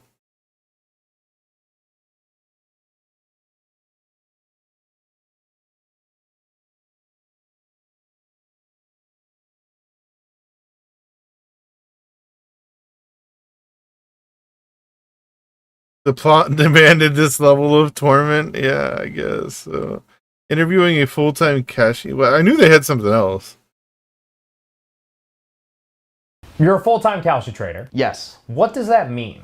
On Kalshi, I mostly trade what's called mention markets, which is a market on what words will someone say in a speech. What do you usually spend your time doing throughout the day? So you have transcripts, which is kind of the boring part, and that's like looking at historical word frequencies. But the second part is what I call vibes. And that's where you kind of evolve from just the transcripts to thinking about what is happening with like this has to be events. fake, right? Caroline Leavitt, White House press briefings, right? She may say like Israel at like a 50% frequency in all of her speeches. But if Trump just announced, you know, a big historic like Israel-Hamas ceasefire, obviously in the next White House press briefing, it should be priced closer to 90%. And that's where you'll find like the best edges because, you know. Because you're trying to get the Israel-Hamas vibes. Yeah, yeah. So far, have you made more money doing this than you would have had being an accountant in this same time frame? Yes. Like, probably considerably more. And I'm... Fuck, man. All right, good for you. That's awesome, dude. Oh, he's serious. This is real. Why am I doing this shit? Why am I doing this shit, man?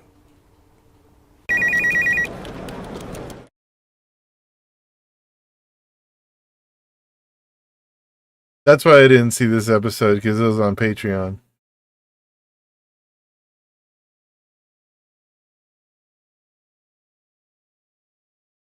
Yeah, man, this place sucks.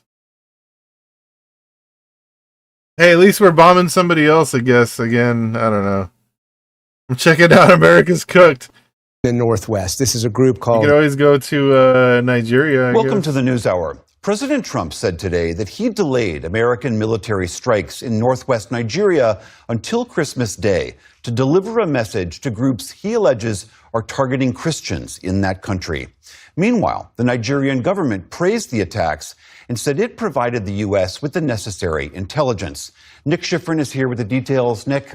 William, the area that the U.S. bombed in Nigeria is near the border of neighboring Niger, in a part of Western Africa that suffered from cross-border terrorism. Northern Nigeria has suffered from violence for years. And while the president describes this as focus on protecting Christians, the violence in Nigeria and the groups committing it are far more complex. In the Gulf of Guinea.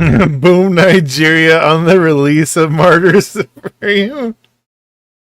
Tomahawk missile flies to an area never before struck by the U.S. military, northwest Nigeria. Launch Tomahawk missiles. As nearby flames kept burning. By day, the grass was scorched, and police cordoned off an impact site. This missile, at least in this remote rural area, apparently killed no one. There was no loss of life and no loss of property. A U.S. military official tells PBS NewsHour a ship off Nigeria's coast fired more than a dozen Tomahawks at 2 ISIS training camps. Local security analysts say the missiles hit in at least 4 locations, all in Nigeria's northwest Sokoto state. The area has been plagued by a group known as Lakurawa that claims affiliation with ISIS Sahel and exploits poor local governance and access to terrorist groups that operate in Niger and Mali. Nigeria declared them a terrorist organization, but locals say they're connected to bandits and criminals who've intimidated local residents, most of whom are Muslim, preaching radicalization. I saw a creator named Samaya said we hit nothing, and damn, she was right. Kidnapping hundreds of... Don't worry. I have the news from Nigeria.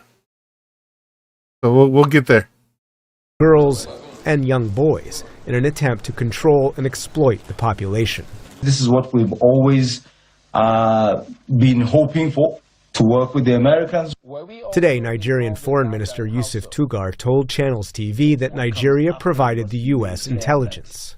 It is a joint operation, and it is not targeting any religion.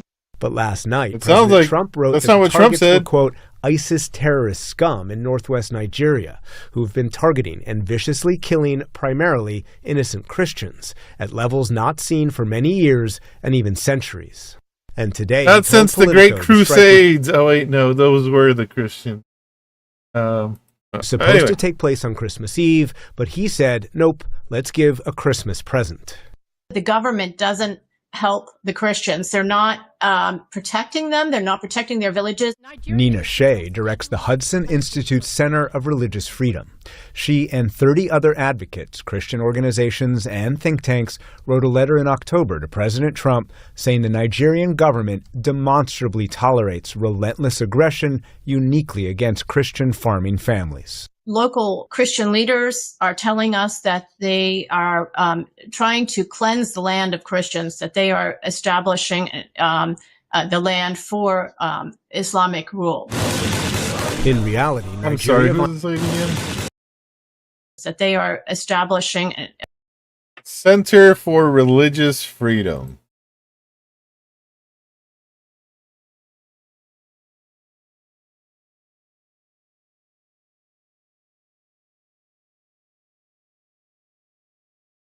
Headquartered at the Hudson Institute.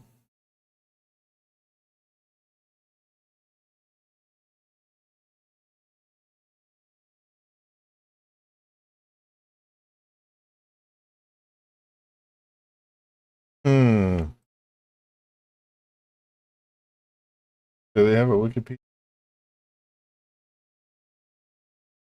All right, well, give me the Hudson Institute.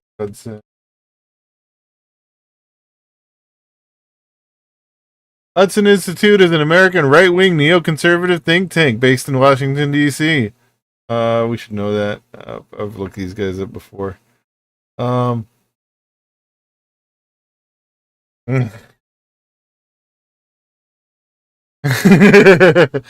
Yeah, so this is the Hudson Institute. Right. Okay.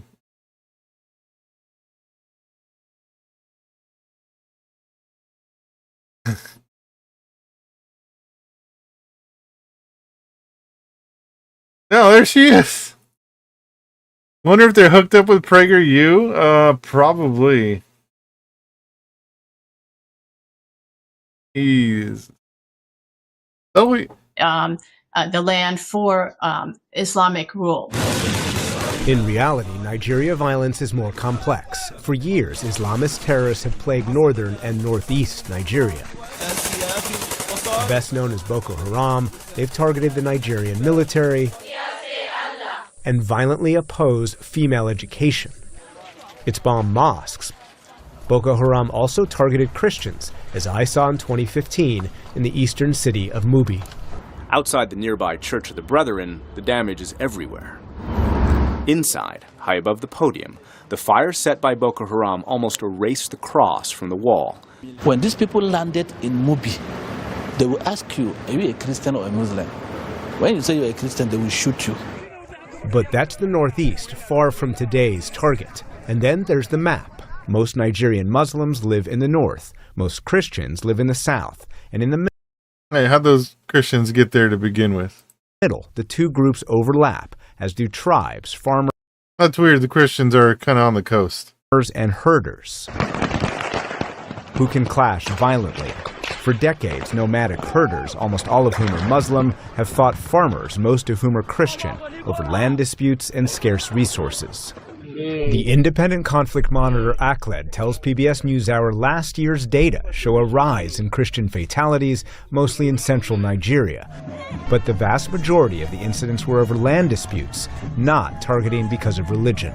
You can see how all these things are interconnected. So when you try to reduce it to just say, oh no, it's Muslims killing Christians in Nigeria, you see how you can get it completely wrong. And for more perspective on the U.S. strike against targets in Nigeria, we turn to former Ambassador Peter Fahn. He was U.S. Special Envoy for the Sahel region during the first Trump administration. U.S. He's now Special a distinguished Envoy, fellow okay. at the Atlantic Council and sits on the boards of a number of companies doing business in Africa. Ambassador, thanks very much. Welcome back. Good to be with you, Nick. To the NewsHour. Explain who is being targeted here in the Northwest. This is a group called Lakurawa, connected to terrorists in the Sahel in Western Africa, but also criminals known as bandits in Nigeria. Well, the group that was referred to in the piece, Nick, Lakurawa, is a good example, almost a classic one of the cure being worse He's than the the special disease. envoy under Trump's They administration. originated as self-defense groups in an area where the Nigerian government and some of the neighboring countries were unable to provide protection for local communities. So they set up their own self-defense groups. Ever since the Avengers went to Lagos, the Civil War in Civil War, the region has been destabilized. Yeah, that Hulk and Hulkbuster battle really tore everything up. Delegation to Somaliland. Is that what he is now? Unfortunately, over the years, these groups, their ambitions grew, and in the case of Lakurawa in Sokoto State and some of the neighboring states, as well as in Mali and Niger, they've grown to establish dominion over areas of territory where the government is, quite frankly, its writ doesn't run and is excluded.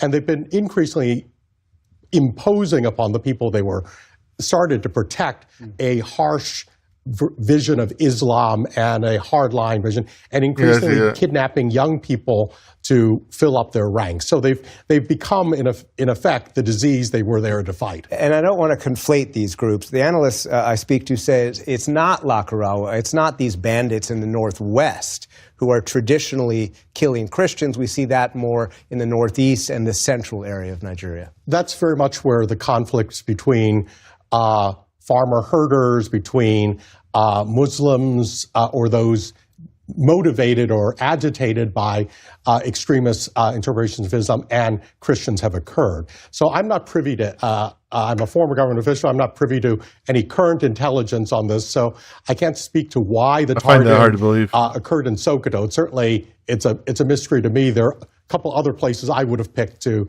hit extremists in Nigeria. So let's drill into that. What impact, if any, could this have, this strike in Northwest Nigeria, what a thing to say. On violence against What an Christians? odd thing to say. As far as I'm aware of, a very limited impact. What it does do is send a signal that the U.S. is willing to act in this area.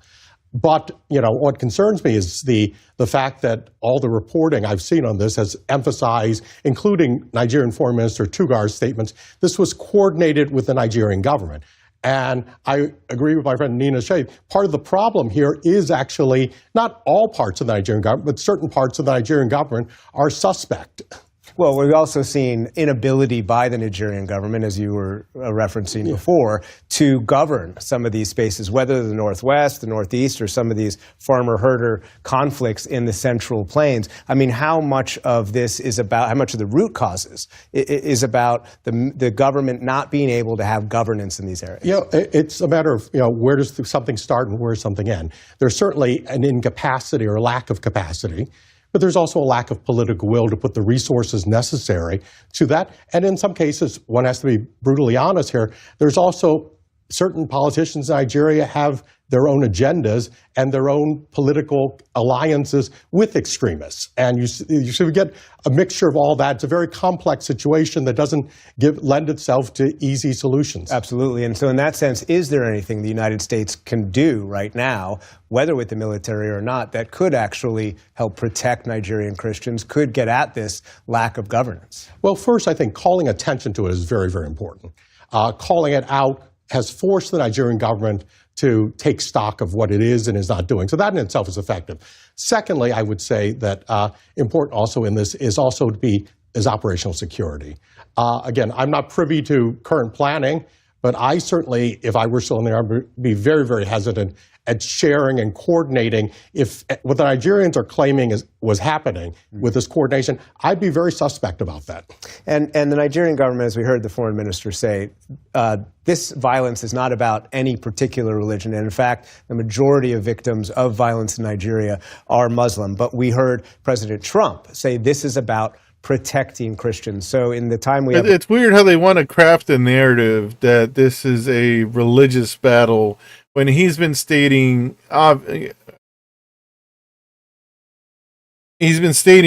repeatedly and had quoted other people that this is an issue between or the issue between Muslims and Christians, usually between farmers and herders, right? Yet they continue to push the narrative that this is a religious issue. I mean, we shouldn't forget that the Nigerian government's heavily aligned with the United States. Left about 30 seconds. Do we know anything about? And also, everybody that they've had on, that they've interviewed, has been either this guy that's a former Trump administration, or the other lady that was that's part of the what was it, the Hudson Institute? Yeah, Hudson Institute. which is a right-wing think tank. Why those two narratives are so different right now? I think a lot of it has to do with, it's a matter of perspective. Both Muslims and Christians are suffering because of this violence. And where the political will is in Nigeria is the real question. Is there a political will to address the challenges to both communities? And is there a double agenda on the part of certain people? Well, but again, on the political will, it seems like so far in the past, at least, the Nigerian government has struggled Neocons with that don't see a war they Very don't much love. so, True. both, in will and in resources. Ambassador Peter Pham, thank you very much. Thank you. Nigeria, Africa's most populous country, is home to the continent's largest Christian and Muslim populations. Hey, just a minute before you move on. That kind of checks out, right? If it's the most populous country. Makes sense to me. Anyways, here's AI Telly. How did they do it? If only we knew. So where exactly did the U.S. military just strike inside Nigeria, and how did they pull it off from hundreds of miles away? First, let's talk about the location. The strikes hit Sokoto State, right in the northwestern corner of Nigeria. This is a critical area because it borders the country of Niger. Security analysts have identified the specific targets as camps belonging to ISIS-affiliated militants. These are likely... Hold on. Niger kicks out France.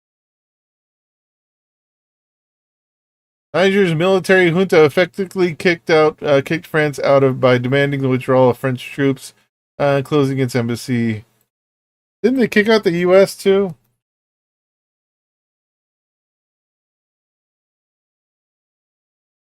Yeah, and then we kicked out the U.S. military. Niger. Islamic State, Sahel Province, or a locally affiliated group known as La Kerala. But why here? This region is seeing a dangerous shift. Extremist groups are moving down from the Sahel, specifically from Mali and Niger, into northwestern Nigeria. But the real surprise is how they did it. Unlike the drone strikes we often see in other regions, this operation relied on heavy naval firepower. The U.S. Navy launched Tomahawk cruise missiles, long-range precision weapons. Crazy. These missiles were fired from a U.S. Navy warship positioned all the way down since in the French Gulf of influence, Guinea, I believe, is Nigeria. off the southern coast of West Africa. The operation was conducted by U.S. Africa Command. Crucially, both the Pentagon and the Nigerian Foreign Ministry confirmed that these strikes were carried out with the approval. How big is the United States, and why do we have so many command central stations all over the world? We just love wasting missiles, aka money. And intelligence support. We gotta use these missiles, guys, because we gotta, that way we can make some more, and send that money to our favorite welfare queens, the military-industrial complex. Of the Nigerian government. But how did the Nigeria war started? To understand this, we have to look at how this country is divided into Muslim and Christian.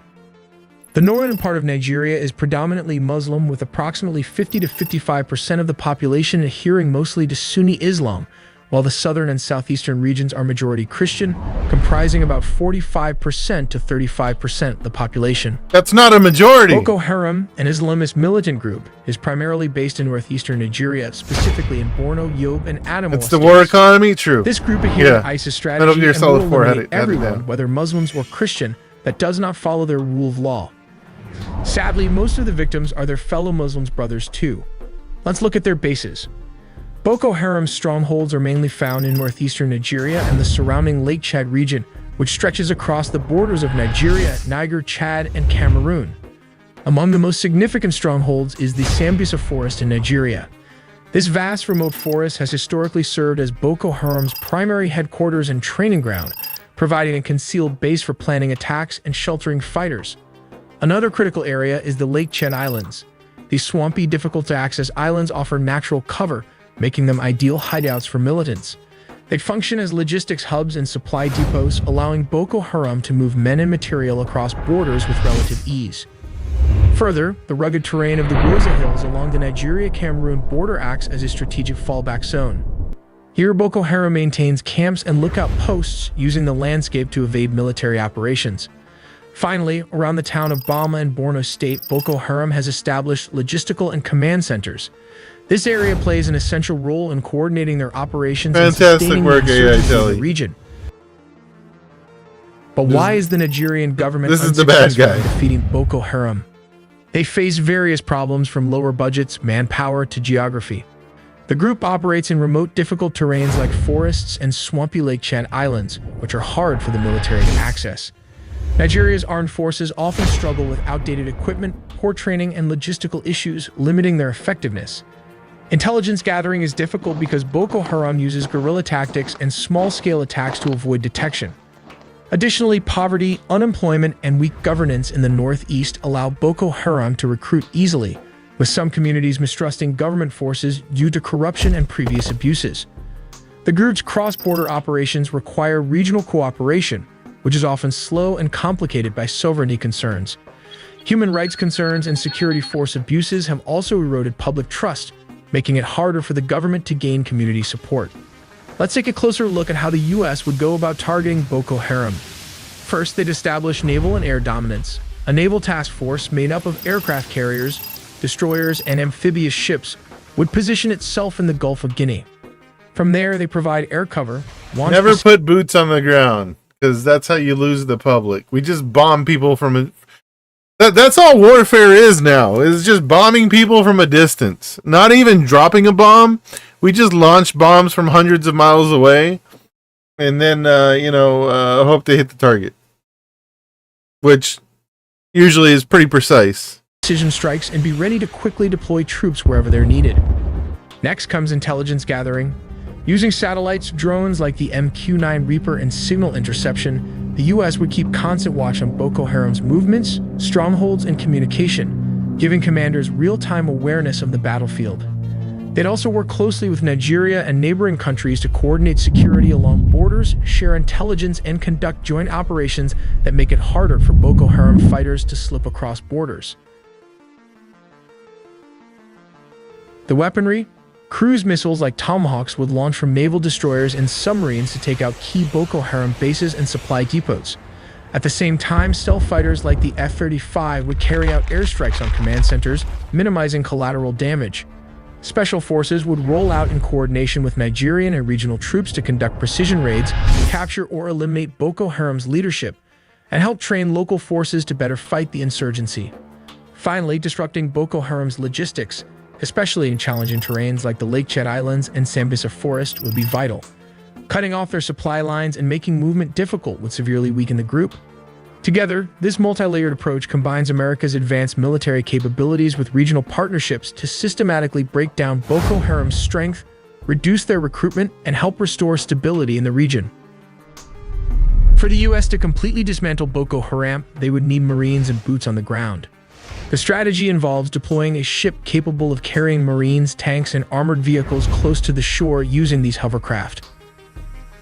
These hovercraft traverse water, beaches, and difficult terrain, delivering troops where traditional landing craft or aircraft can't go. Okay, how did they get all the way across Nigeria, though? And push inland to clear urban areas and complex battlefields. Missions impossible without boots on the ground. The strength of amphibious forces lies in their seamless integration of I don't think we got boots on the ground, man. Helicopters, and I haven't seen where they said that. Working together to suppress enemy resistance and maintain momentum. Hovercraft add tactical flexibility by bypassing coastal barriers and carrying heavy vehicles air transport can't handle, allowing I could be wrong. to strike where the enemy least expects. Once ashore, amphibious forces conduct sustained operations backed by naval gunfire and air support, stabilizing captured areas and protecting civilians. Their operations follow a disciplined rhythm: planning, embarkation, rehearsal, movement, and swift action, transforming sea power into lasting ground control.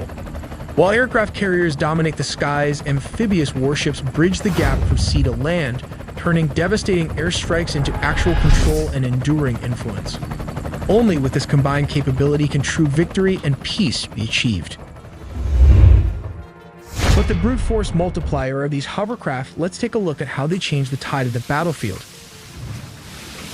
U.S. Navy hovercraft, specifically the landing craft Air Cushion and its upgraded counterpart, the Ship-to-Shore Connector, revolutionize amphibious warfare. Yeah, I think they got a lot of stuff wrong on here. These hovercraft can I mean, travel at didn't we speeds send over tactical 40 knots, recon about teams that got 46 caught miles in per Venezuela? hour, Imagine far how many quicker than traditional landing craft, POCs are drastically reducing on the transit ground now time in from Nigeria. warship to shore. I mean, if the Their unique Nigerian air government's cushion design aligned allowed with the them to United glide States, then seamlessly I would over imagine water, we beaches, already have marshes, troops ice, there. and difficult terrain, places where conventional boats cannot operate. This Oh, ability PMCs, opens yeah, access to roughly 70 to 80% of the world's shorelines. Imagine vastly we already expanding have potential landing zones we have to beyond have the people limited there already. 17% reachable by older landing craft. Hovercraft can carry a 60 to 75 ton payload, enough Yeah, but for to one somebody's M1 point Abrams here tank or multiple from armored Muhammad vehicles Ahmad, and several every dozen Nigerian troops, is watching this making video them scratching their head. You invaluable for correctly rapid identified the deployment of location of heavy the forces strike ashore. in Their Sokoto capability State to bypass in Nigeria's natural northwest, obstacles like but you reefs, went mines, on and to explain the mudfloods ensures geography that and forces terrain of land where enemy Nigeria's defenses are northeast. weakest or least There's a expected, distance of over enhancing 1,000 tactical kilometers surprise. between these two places. Thanks to this speed and terrain flexibility, hovercraft enable And he amphibious acted like there forces would to be an launch amphibious fast, assault on the over-the-horizon coast, assaults, followed by sometimes deploying Marines from 20 clearing to 50 nearby miles cities or more when Haram is offshore, on the other side of the country. significantly Yeah, increasing exactly. ship survivability by operating beyond enemy missile ranges.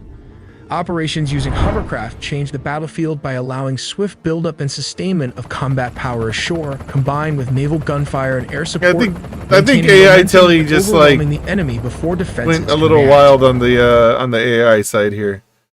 Uninformative Advice. and hard to believe. Actually, AI Telly no longer reputable, in my opinion. AI hallucinations. Yes, exactly. Anyways, Rise News. What do you got? It is a tale of ignorance and risk as a farmer in Jabo, Tambawa local government area of Sokoto State, attempted to dig out what military authorities suspect to be an undetonated missile debris found on his farm. Hours before, some villagers had found debris of a detonated missile after a series of bombing by the United States on some identified terrorist locations. Yeah, I'm not digging that shit up, man. Suleiman, who is a resident of the community, says the farmer had tried to dig it out unsuccessfully before calling on his friends to help. The farmers went on to tie a rope to the device and attempted to drag it out of the ground with the help of a That's the only way to start a broadcast. After the Thursday blast, on Friday, a farmer in our village decided to go to his cassava farm. There, he found an undetonated missile. So they were bombing farms. So we bombed a farm, okay? In his farm. He made an attempt to dig it out, but he couldn't, and later mobilized people, and they used rope around the undetonated bomb and used a camel to drag it out. And later, the traditional ruler of the community came and sent everybody away and invited security agencies who cordoned off the place and asked everybody to leave for safety. The farmers confessed they wanted to sell the heavy debris as scrap, while some thought it was a precious metal. They tried to dig it out, and guess exactly what happened. When they couldn't pull it out, they got a camel and They wanted to sell it for scraps. tied the rope to it. They got a camel, tied the rope to it, and tried to dig it out. Now, you just want to see that that's indeed calamity that was averted at that point, because if that had detonated, trust me, it would not have been a funny scenario. When Arise News visited the farm, we met some military experts who were investigating the device, while other security operatives tried to keep the crowd away. This is my new favorite news channel, actually. You know, I'm right. An officer who spoke off record says it is being handled like an undetonated missile. Reacting to the strike in Jabo, the traditional ruler and his cabinet say it must be a mistake, as the people are not terrorists, but peace-loving and accommodating. It's just like a spoiling of a name, because here in Jabo we are peaceful. We don't have any issue of banditry. All this thing that is happening here around, because we are neighboring to the Zamfara state, but here in Jabo, we don't have any issue of banditry. We don't have any issue. You don't have terrorists. Even the bandit that they are saying. We don't have terrorists. The U.S. military fired 16 GPS-guided precision munitions deployed to it from using MQ-9 Reaper drones. 14 hit ISIS targets with precision. One missed its target, while one didn't detonate. This is almost 90% precision rate. God bless the USA!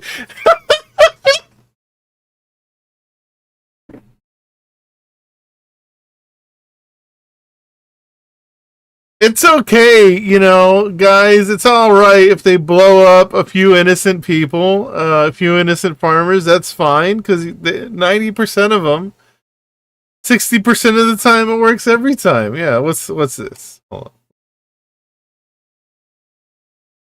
on. The U.S. struck the wrong targets when they bombed Nigeria on Christmas Day. But they said that the intelligence was provided by the Nigerian government, who's aligned with the United States. Who would know better? Mostly hitting farmland and regions that have never had any sort of extremist activity. Why did they do this? Is it stupidity? Partially, yes. It's also due to Islamophobia because they think all of northern Nigeria is basically the same.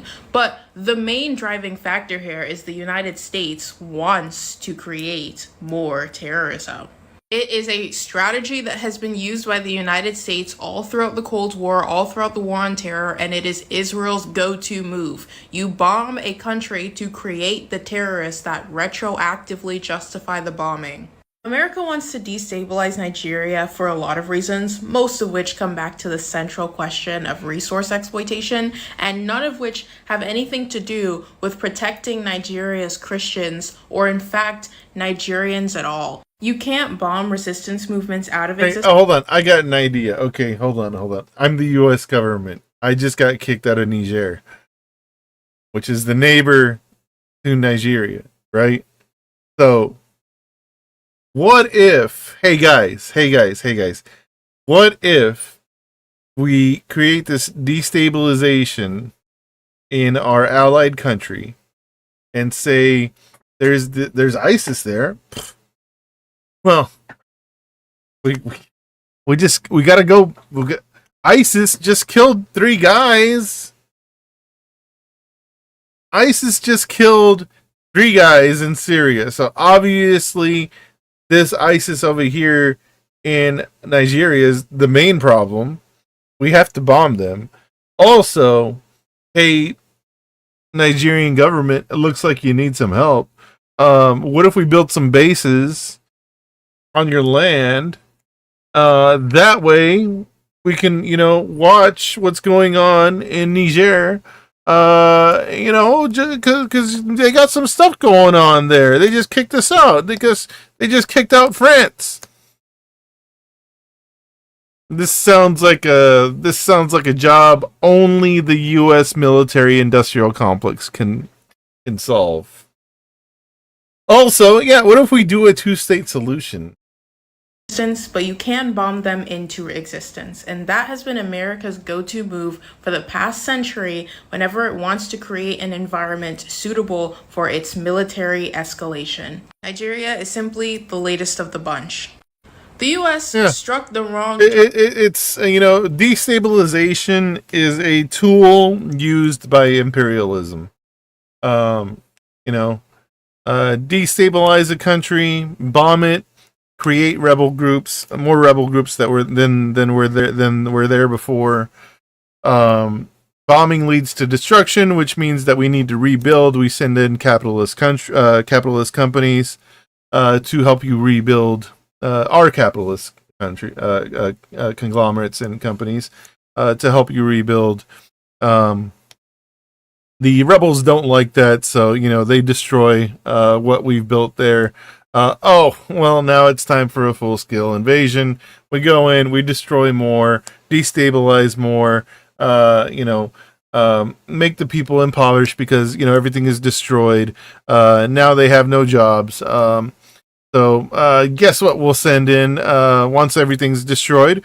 We'll rebuild it and send in more capitalist conglomerates from the United States to rebuild. And everybody will have a job working for the United States, working for all these U.S. companies. Sounds great. Yeah.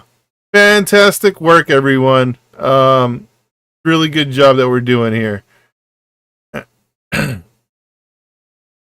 Will we take in Christian refugees? No. I mean, it's the Batman meme, right? The Batman Batman Beyond meme.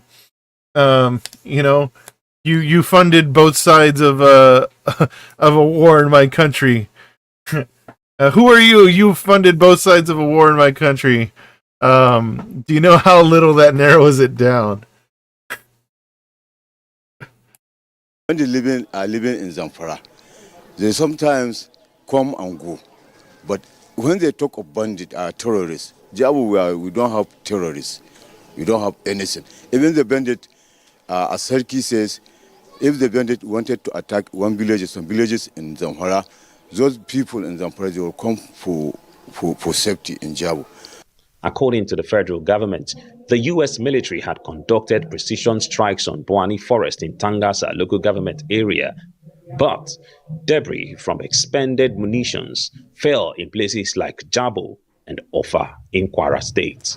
Now, farmlands are unattended to. Residents have been stopped from going to their farms for fear of ordinances which are undetonated. For now, 48 hours after the strike, well, 2 ordinances have been found. One exploded, the other undetonated, and of course, with no casualties. One exploded, but no casualties. I find that slightly difficult to believe. From Jabo in Tamboa, local government area of Sokoto State, Ferdinand Duroha, Arise News. So anyway, to complete that train of thought that I had, you know, with imperialism, we exploit the people, we exploit the land, we exploit the government. God, we suck at being the most lethal military, which is a good thing. Yeah.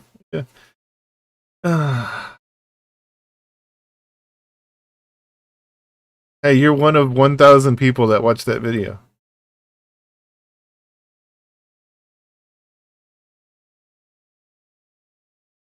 Not a lot of views on this channel. That's kind of crazy.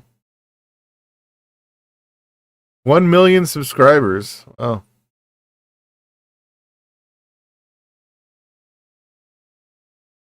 All right. Well, you know what'll fix this AI. AI is going to take my job.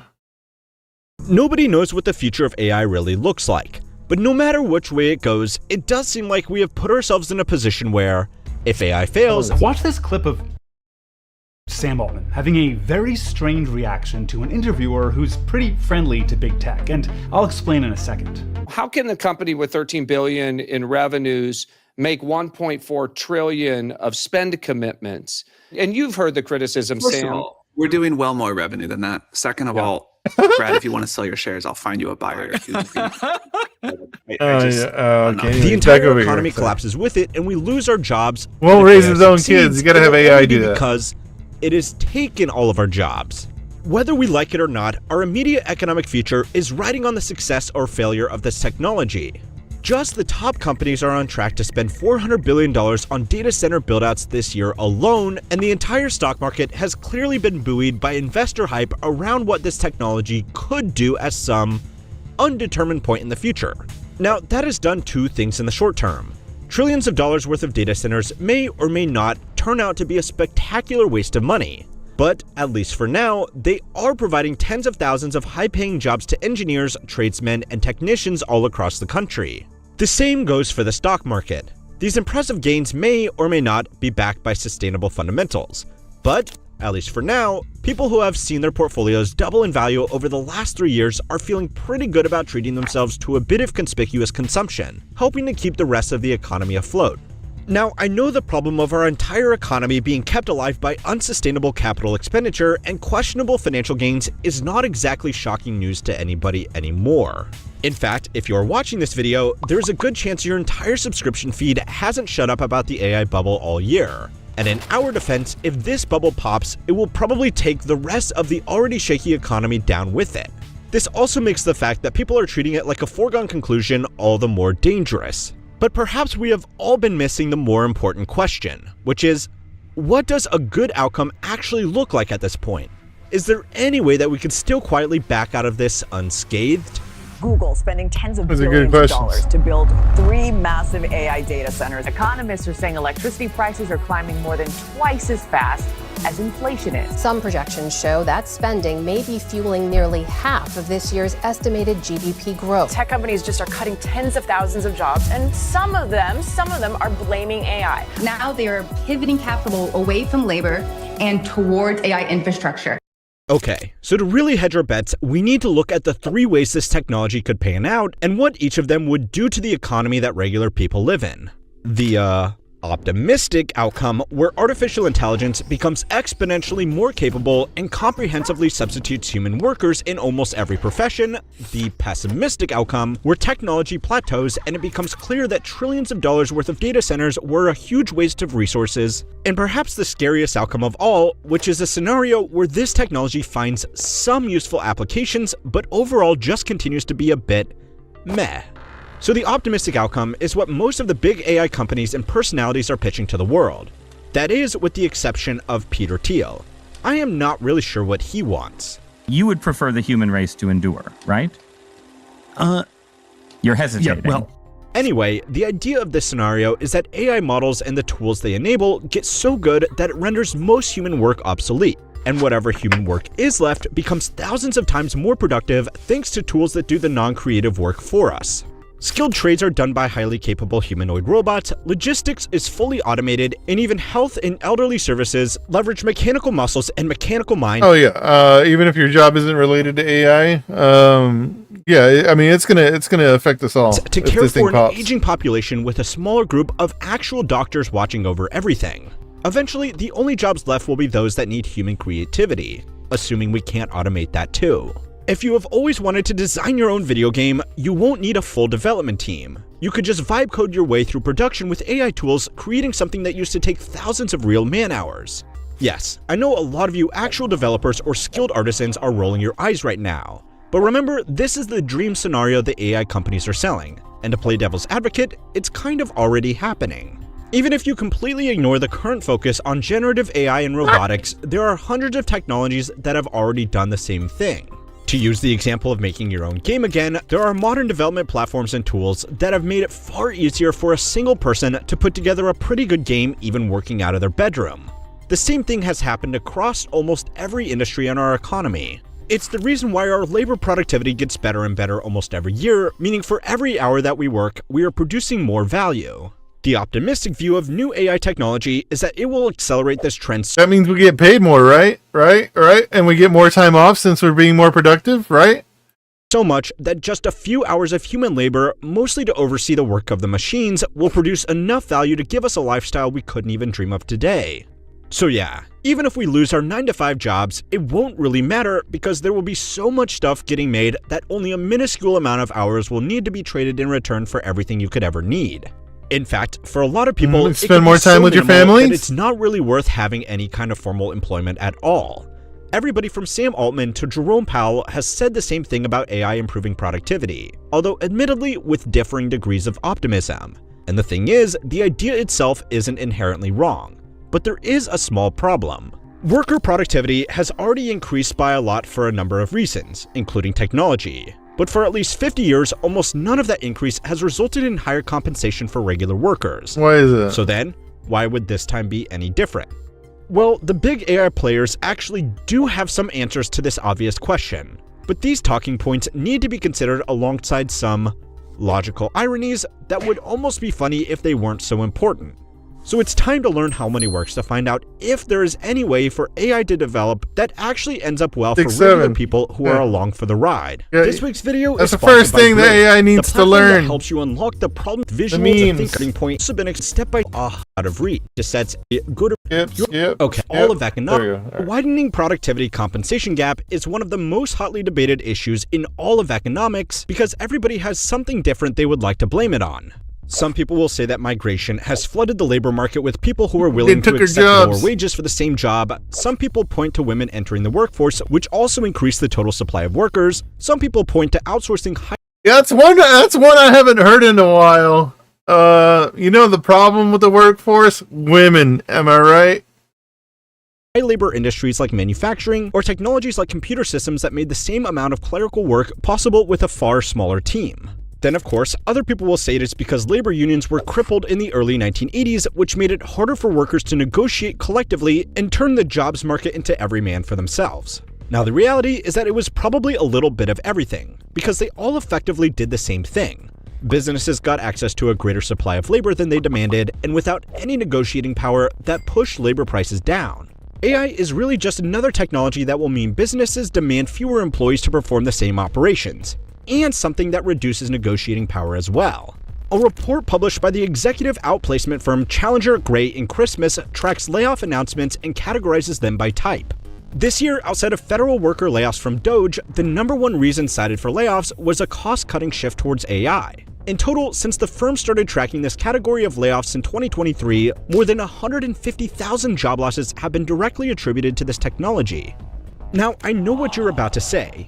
Yes, a lot of companies are just claiming that they are doing layoffs because of AI, when really they just want an investor-friendly way of saying that they are cutting costs. But that's actually exactly the point. Even without the ultra-optimistic tools that could be made possible by this technology, it's already becoming a great negotiating tool against workers pushing the gap further apart rather than closing it. So this is where we get onto the narrative of living in a world of such material abundance that the idea of money becomes completely irrelevant. It's a nice idea, but there are a few problems. As I was putting this video together, a group of researchers from OpenAI very publicly resigned because they said that the company's economic studies were slowly being pushed into outright AI advocacy. If they found something that would present a future of AI in a negative light, they would just bury it and broaden the scope of their research until the results looked good. One of them was quoted saying, "The economic research team was veering away from doing real research and instead acting like its employer's propaganda arm." Now, this is just the word of one man, but he probably gave up a pretty big payday to get the message out. And it does align with other reports coming out of the organization. The technically separate organization Open Research conducted one of the biggest universal basic income experiments ever on low-income households. The results were mixed, at best, but the headline press releases were overly positive about how great an AI-powered UBI future will be for everybody. Now, maybe it shouldn't be shocking that research coming out of a company with a very clear motivation to push mass AI adoption would be a little bit biased, but the ironies do go deeper than that. Remember when OpenAI was a nonprofit and the founders didn't care about making money off it? Well, according to reports from Reuters, it is now gearing up to go public in a move that could net the CEO as much as $10 billion. Now, if only he still had any economists left on his team, they could tell him that all of that money will be meaningless in the coming AI utopia. Alright, joking aside though, it's pretty clear that even if this technology meets the expectations of even the most ambitious techno-optimists, there are very few systems in place to ensure that the increased productivity from AI actually benefits regular people. It's a lot of techno-pseudo-economic jargon to try and gloss over what you probably already know, which is that if the people that own these tools can make a lot of money off not needing to pay workers anymore, they are going to try their very best to do it. But that was the optimistic outcome. The most immediate fear that a lot of people have right now is that the hype around this technology will die off and bring down the entire economy with it. Again, as I was putting this video together, the jobs report for November was published after October was skipped due to the government shutdown. Overall, unemployment rose to 4.6%, with an additional 4.1% of people in part-time or gig work who would prefer to be working full-time. This is the highest it has been since 2021, and it's clearly trending upwards. This is also before revisions, which have consistently been downwards for every report so far this year. It's not great, but the numbers have been helped a lot by three standout categories. The first two were healthcare and social services, primarily to look after an aging and ailing population. The third category was construction, specifically specialized non-residential construction, or in plain English, all of those data centers. This was something that the BLS explicitly highlighted in its March report and has only become more relevant as the rate of data center buildouts accelerates and other government infrastructure projects are scaled back. Yeah, the B in the BLS stands for Obama.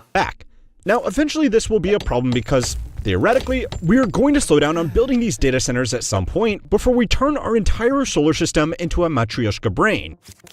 So there's still like a lot of things. Like I would love to go build a Dyson sphere on the solar system and like, you know, make the world's gigantic data center with the entire energy output of the sun. But obviously we can't do that right now, so that one has to like wait. We have to build the Dyson sphere. Okay, my mistake. Well, at least for the next few decades, I guess. Anyway, the total employment up and down the supply chain for these buildouts is very hard to precisely calculate, but it is in the hundreds of thousands according to most industry estimates. A lot of this construction is also taking place. We need to make AI into AGI so it can tell us how to make money off itself. Gotta make money from this. Hey, hold on. Where's the clip?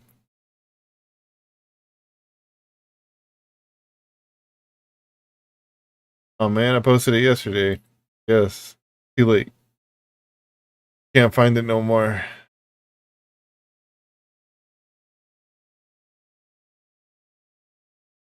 Where's the clip? Yeah, here it is. Here it is. This thing, it's simply too good. Gotta figure out how to make money on this. I really want to. I gotta figure out how to make money on this thing. It's simply too good. Gotta figure out how to make money on this. I really want to. Everybody investing in AI. I didn't realize you did the meme. Where these companies have been able to lobby for favorable local tax and regulatory treatments. Now, Time that is whole a game flat is a circle. separate problem that I know that the old team over at Micro is actually making a video on, so I am not going to steal their thunder on exactly how messed up this can all get.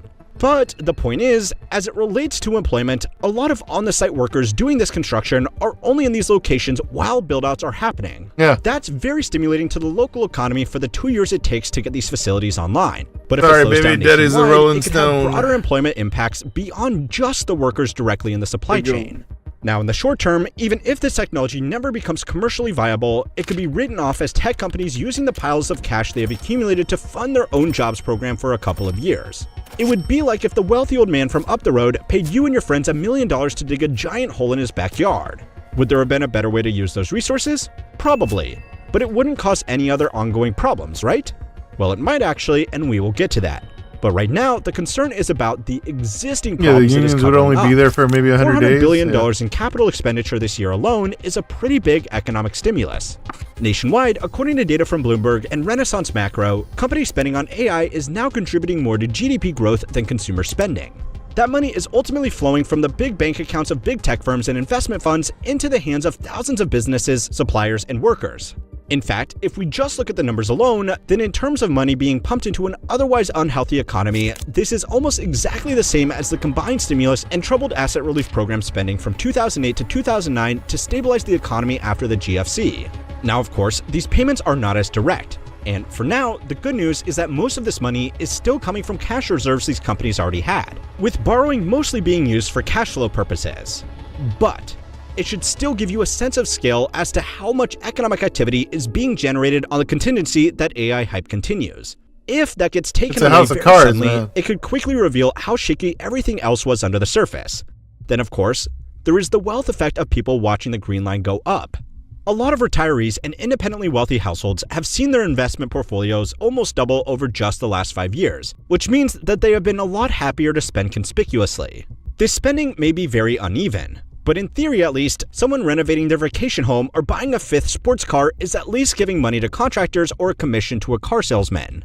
A lot of people living off their investments actually have a set drawdown rate of The money about 3 to trickles 4% down, for guys, their everyday alright? spending. You might have heard about the 4% rule for early retirement, and this rule prescribes that you don't spend more than 4% of the value of your invested assets every year so that you don't eat into your principal wealth. Now, if your portfolio doubles in value over 5 years, that means you can do twice as much spending without changing your 4% rule. Now, a lot of wealthier households are not this mathematically rigid, but the wealth effect happens subconsciously as well. My good friend Ben Felix has done a series of great videos on this subject, as well as a video he made last week analyzing the current risks in our very concentrated investment market. So if you're interested in a detailed breakdown of these ideas, I will leave a link to them below. If people see the value of their homes double, even though it's difficult to actually access those funds, they are still going to be more likely to get themselves to do something like a big remodel. Now, so far, this has actually helped to keep things ticking along. But it's also no secret that a lot of these companies. I mean, if the value of your home doubles, that means your taxes are going to go up too, which not everyone can afford. teensy bit overvalued. The only market worth disrupting after burning this much capital is the labor market. Even a small slice out of the $12 trillion worth of annual payroll could recoup these costs pretty quickly. But without that, investors are only going to have so much patience. Even then, it's not exactly this straightforward. One of the biggest ironies in this push to automate jobs is that the tech bros are trying to automate jobs that barely make any money in the first place. Uber drivers subsidize the wear, tear, and depreciation of their cars, and the taxpayer frequently subsidizes warehouse workers with food stamps. The financial reality behind taking these kinds of jobs with expensive technology is questionable at best. And if too many people start asking those questions, that could be a problem.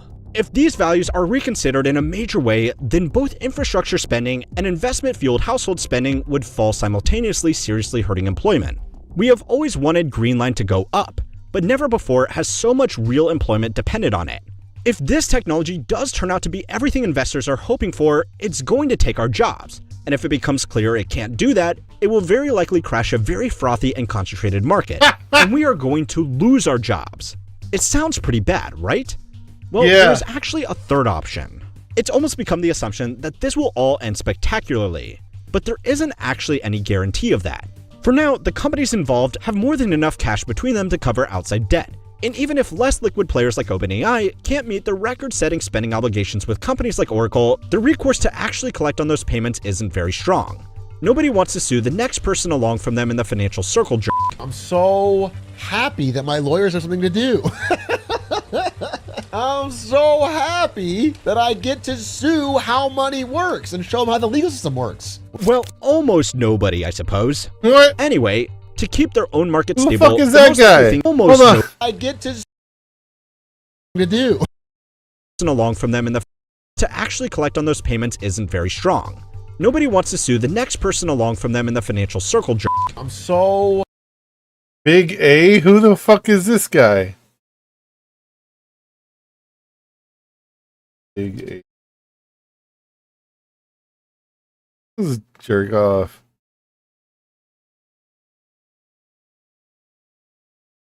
My goal...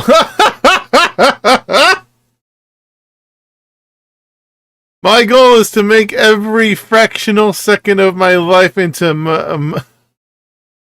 monetizable piece of content. This channel is the breakthrough. What a soulless piece of shit. Jesus Christ, man.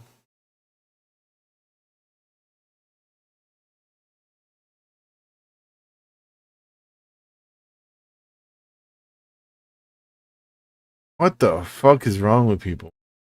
Happy that my lawyers have something to do. I'm so happy that I get to sue how money works and show them how the legal system works. Well, almost nobody, I suppose. Anyway, to keep their own market stable, the most likely thing to happen is that these companies just take equity in exchange for compute time or quietly renegotiate commitments behind the scenes and just stretch them out over longer periods of time. So, even if advancements continue to slow down, this could plod along for a lot longer than you might expect. But in the long term, this kind of scenario could actually be an equally damaging outcome. Consistent investment into AI above anything else is going to starve other hopeful technologies of getting the funding they need for development. The joke about putting AI in the name of the company to get investment is true, but a lot of companies do it because they need that investment to develop their product. An anecdotal example I saw while putting this video together was the startup Boom Supersonic. It has been raising money for the past decade to develop a modern supersonic passenger jet aircraft. Now, maybe you think faster air travel is a worthy technology to pursue. Maybe you don't. But that doesn't really matter. The point is that this month they came out with a new product, which was basically taking one of their jet engines and attaching it to a generator, which they were pitching as a new and innovative way to power data centers. Now, this of course is just one example, but startups trying to develop new technologies are all being forced to play some version of the same game to keep funding going. On a larger scale, there has been a big push towards reshoring manufacturing. This may very well be a noble goal with strategic value, but it's also made much harder by rising energy costs. I'm sure a jet-powered AI data center is just fantastic for the environment around it.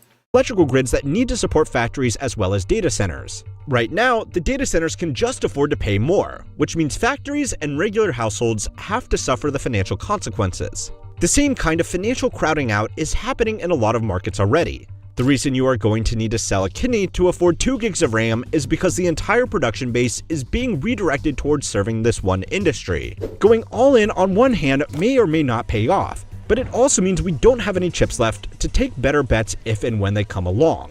Now go and watch this video next if you are still understandably not totally convinced this is one giant bubble. And don't forget to like and subscribe to keep on learning how money works. Oh man. Why are they suing my homie how money works? I love this guy. So why does Altman seem so upset here? After all, this interviewer is just pointing out a basic fact that OpenAI has committed to spend over $1 trillion on AI infrastructure over the next 8 years, despite only bringing in around $13 billion a year in recurring revenue, less than 1% of what they're promising to spend. I'm no money genius, and I'm personally terrible at budgeting, but that doesn't seem great. Most of the supposed growth in the American economy in 2025 was caused by investment in AI. That's all part of a promise being made by the industry, led by Sam Altman, that once a certain level of machine learning intelligence is reached, all of our problems will be solved. The housing crisis, cancer, poverty, climate change, mental health, democracy, everything. Basic income, cure a bunch of diseases, this cancer and that one, and heart disease. Helping you try to accomplish your goals. Didn't AI tell somebody to kill themselves? Like, isn't that what happened? That's very high quality healthcare. Important new scientific discoveries. The marginal costs of energy are going to trend rapidly. I guess it's working as advertised. Extreme wealth for everybody. In exchange for all that, Altman is asking all of society to put all of our eggs, our data, our economy, our water and resources, everything, into one basket. His. He's offering us one massive just trust me, bro. So should we trust Altman? Should we accept his deal? Is it even our choice? Altman He's rich. Obviously, we should trust him. He's an investor and deal maker, and really good at it, supposedly. But his whole career is a series of just trust me, bro moments. So let's examine the deal Altman is offering all of us. Should we believe Sam Altman's promises? And what's the cost to the rest of us if those promises turn out to be lies? So let's go back and Can't lie to me, that's illegal. Altman's early days in the tech industry. Altman's first big deal was selling his first company, Looped, a service for locating your friends. That's something that inherently needs lots of users to work, or else you're just locating yourself. The operative idea seems to be ubiquity. I mean, get it out there in more ways than you can possibly imagine. And make it available to everybody. But the whole time, Looped refused to say how many users they had. Altman just insisted there were, quote, way more users than any other similar service. It turns out, though, that towards the end, Looped only had 500 users. Wow. When Reuters reported this, Altman insisted it was 100 times more than that, and that he'd provide evidence. He never did. Just trust me, bro. Looped sold to the Green Dot Corporation, who shut it down immediately and never used any of the tech. Green Dot investors allege it was a dirty deal done to enrich Sequoia Capital, a VC firm with a stake in Looped, and 2 board members at Green Dot who helped approve the deal. Altman left Green Dot as soon as he was legally able, walking away with millions for building an app that no longer existed in any form. And luckily for Altman, someone saw something in him. Peter Thiel. Oh my God. Thiel said that Altman should be treated as, quote, more of a messiah figure, gave Altman millions to start his own VC firm, Hydrazine Capital.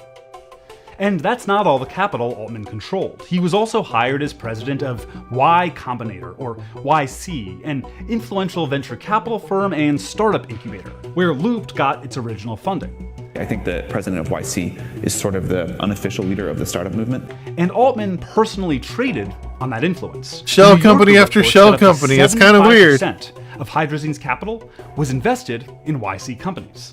Altman used his inside view to get a cut of YC's power, despite Altman promising he didn't cross-invest in YC companies. That's 2 big lies so far. The user base of Looped that needed users to exist, and his investments. In 2015, Altman leads YC into the investment you likely most know him for. He's sort of a semi-company, semi-nonprofit doing AI safety research. OpenAI was launched as the supposed nonprofit OpenAI Foundation, with a charter with a lot of lofty goals, a primary fiduciary duty to humanity, and avoiding enabling uses of AI or AGI that harm humanity or unduly concentrate power, while acting to minimize conflicts of interest among our employees and stakeholders. The evidence that they do that? Just trust me, bro. OpenAI's primary financial backers were tech billionaires and millionaires like Altman himself, Peter Thiel, Reid Hoffman, and Elon Musk, and tech companies like Amazon Web Services and Infosys. We wanted to build this with humanity's best interest at heart. But in exchange, OpenAI is asking for a lot, putting all of society's eggs in one basket, if you will. They want electricity, water, infrastructure, capital, your data, your writing, your art, and for everything. Humanity to adjust to job loss, deepfakes, and everything else. All in exchange for some future promise of technology that fixes everything. So, can we trust him with all of this? Is it going to fix all the problems that it's causing? Because it doesn't seem like it. Let's look at some of his biggest statements and promises to show how they tie to all the eggs in the basket. Altman insists he doesn't own any of OpenAI, and he barely takes his salary. I paid enough for health insurance. I have no equity in OpenAI. I'm doing this because I love it. But he doesn't hide that he's already rich, trying to do a rich guy using money for good Batman thing. That Batman, such a wonderful person, but I don't deserve it. But we millionaires decided that you do. But let's look at how this is part of his honesty problem. And it ties in to the eggs in the basket, because Altman is invested in all the stuff necessary to build OpenAI. One of the eggs OpenAI needs is a ton of data. You can't build a large language model without examples of language and content. And one source of that data is Reddit. Altman owns a big share of the social networking site and was on its board until 2022. Reddit got its start in the same inaugural Y Combinator class as... I didn't know he owned a huge part of Reddit. Standing next to Reddit co-founder Aaron Swartz in 2005. Swartz died by suicide in 2013 after being criminally charged for reproducing academic articles online and breaking copyright law. In 2015, Altman made a deal with Reddit, allowing OpenAI to, quote, basically aggressively scrape everything posted on the site to feed... That's why, like, every time you ask, like, Google Gemini or ChatGPT or, like, whatever AI service that you're using, it's just scraping Reddit and reforming it into an answer. Into OpenAI's tech. Reddit co-founder Alex Ohanian felt in his bones the deal was wrong. It's a less noble version of what Reddit co-founder Aaron Meaning Swartz that every Reddit user has had their labor exploited, has had their knowledge exploited. Everybody that has posted on Reddit and posted, like, you know, factual evidence or, you know, game tips or whatever, it just got, they didn't get paid for their work, basically. You know, like, if you're a gardener, if you're a mechanic, computer worker, tech support, whatever you do, if you've posted answers on Reddit, if you've posted answers to the most strenuous questions, your labor has been exploited. Follow the monies, and it seems it's in the hands of a small group of billionaires. Yeah, always. Targeted by law enforcement for. Swartz wanted to open the knowledge up to everyone. Altman wanted to put it in his product.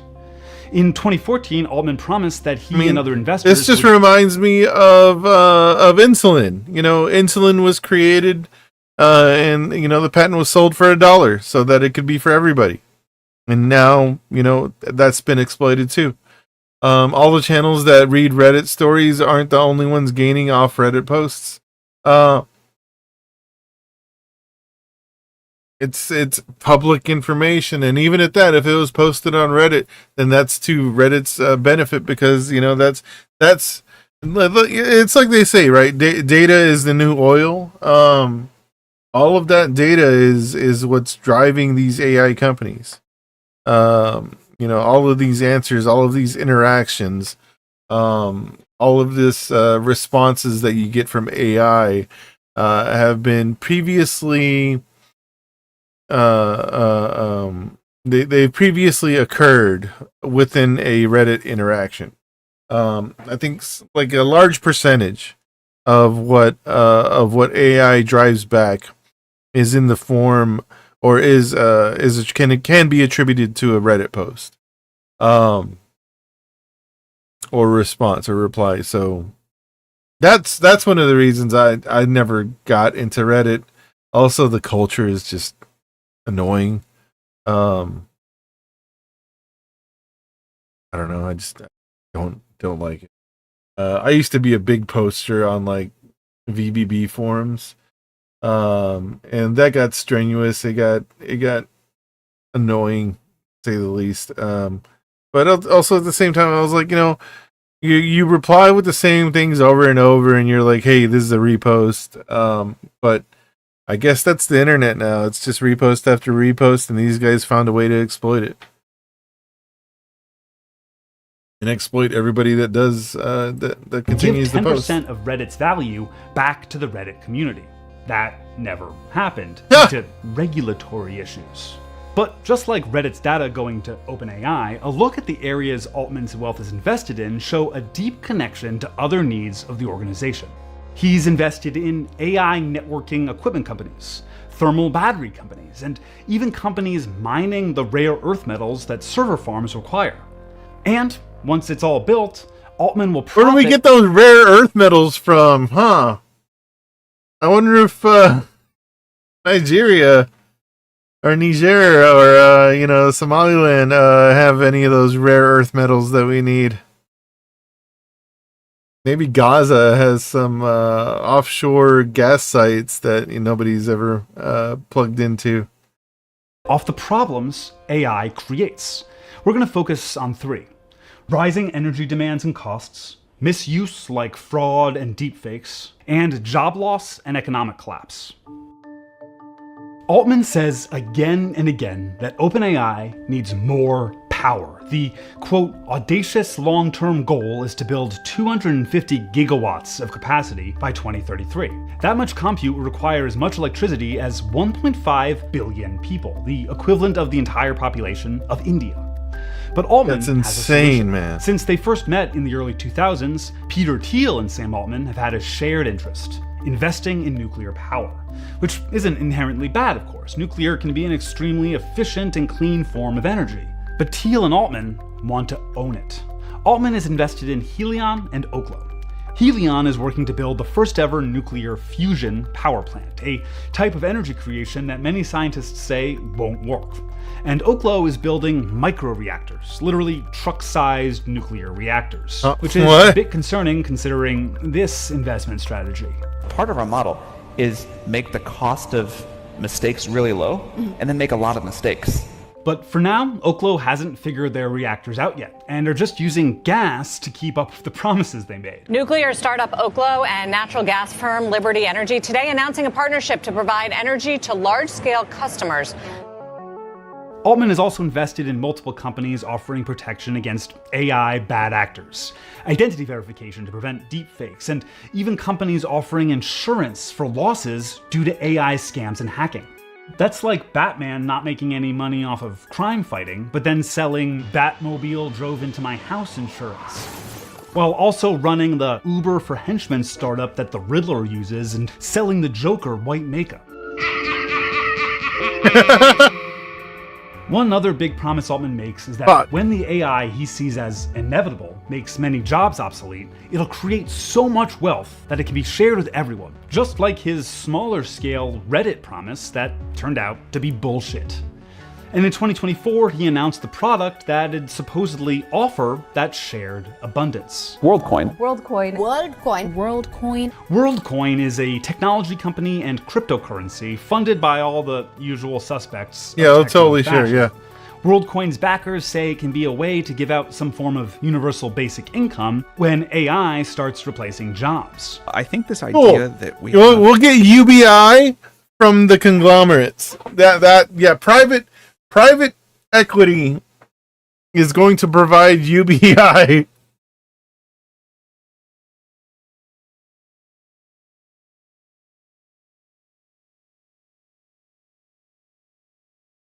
I believe that. I'm 100% invested mentally. Global currency that is outside of the control of any government is a super logical and important step on the tech tree. But it also sells itself as a solution to identity verification problems created by AI. They want to use these orbs as a method of trusted identity check.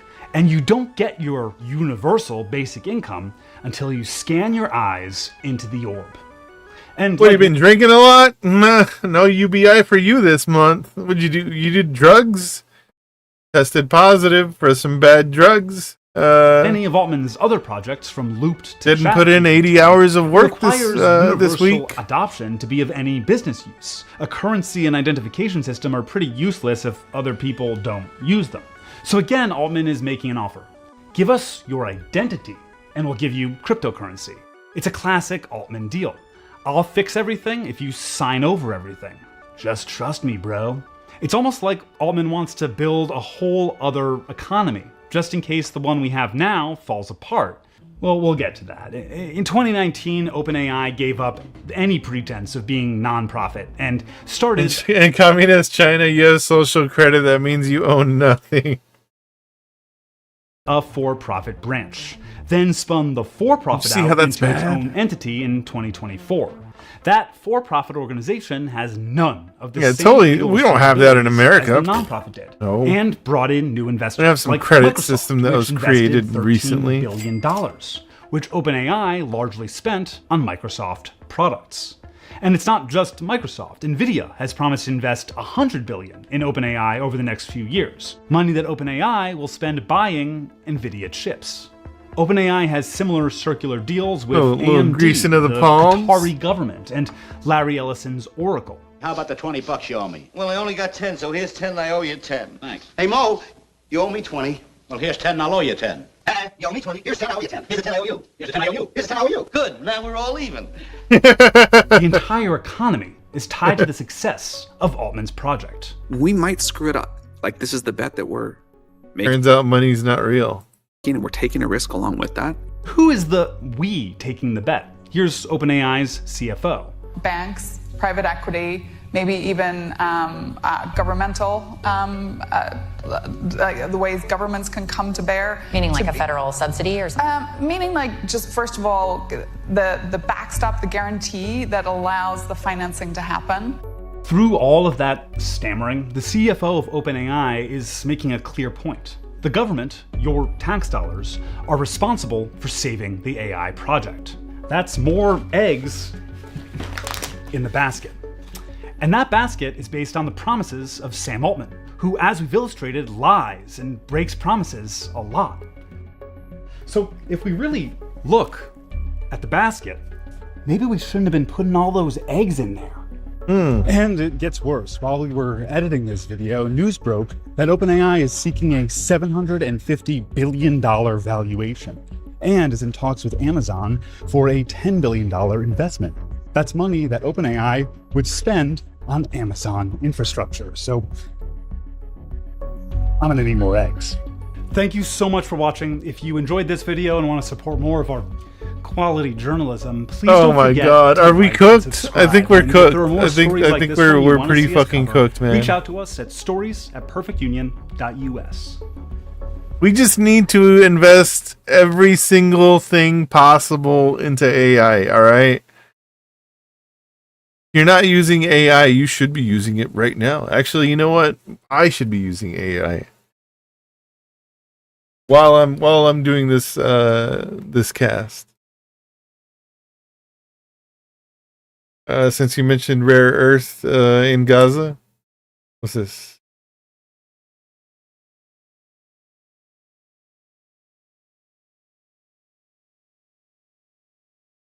AI dubbing of Johnny Soda? Is it true there's some plan to turn Gaza into a smart city? Like AI, sensors, and Wi-Fi where buildings used to be? Oh yeah, Stewie. And here's the wild part. It's being floated by Jared Kushner. You know, a guy nobody voted for, nobody appointed through Congress, but somehow keeps popping up with plans for the Middle East like it's a real estate flip. So let me get this straight. Having an official Gaza role. Gets leveled, and now the solution is a tech startup pitch? Exactly. Our tax dollars help fund the destruction, and then, surprise, we're expected to help pay to rebuild it into some shiny smart city. Like, sorry we blew everything up, but don't worry. Now, I mean, this is what I was saying earlier, right? With imperialism, come in and destroy everything, and then rebuild with capitalist, conglomerate companies run by oligarchs of the United States. And then, well, all those people that are now homeless because you blew up all their houses, well, they got to work because they need money to be able to afford those new shiny condos that you're building also with your other capitalist conglomerate countries in their country. So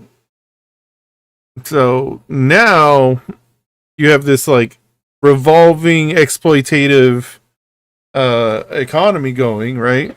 Where everything is being extracted, not only the materials, but also the wealth and the labor of the people that live there.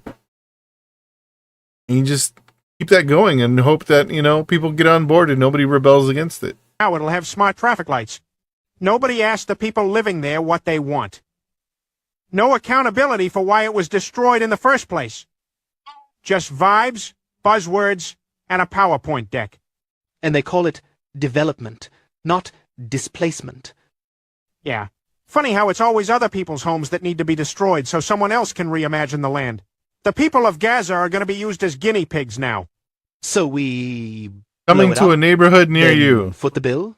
Then pretend it's humanitarian? Welcome to modern foreign policy, Stewie. Same disaster, just wrapped in better branding. But anyways, comment your thoughts down below and we'll see how this plays out.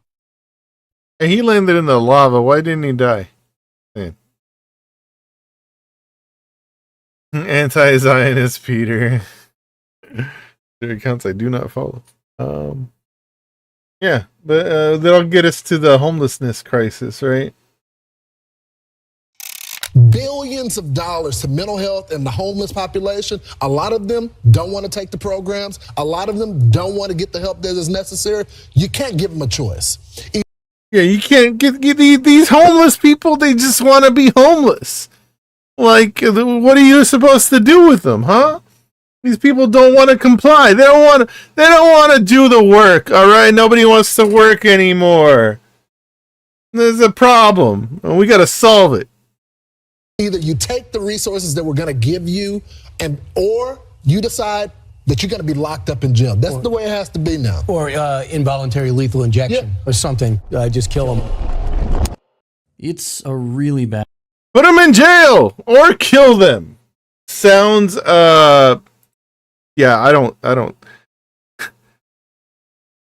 60% of Americans are working homeless as an unfortunate statistic.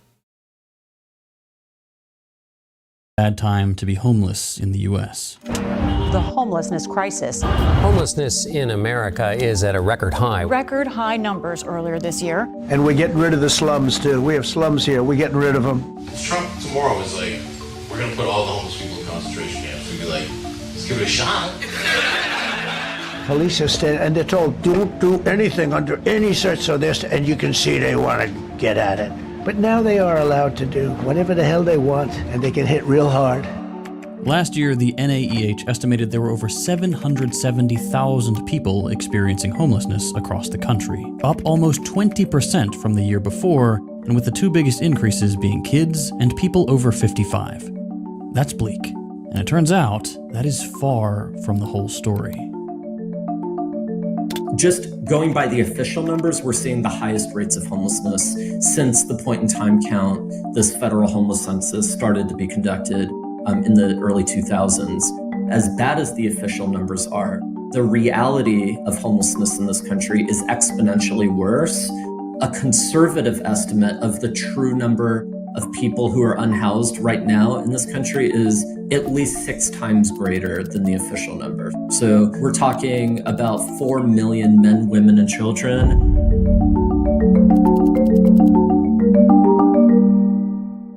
More than 1% of the population, 1 out of 100 people, money from YouTube AdSense are homeless. Thank you, Google. Skip ahead to this timestamp if you hate me and don't want to support my work. This episode is sponsored. I think at this point we can say there is a war being waged against homeless people. Like, a real war.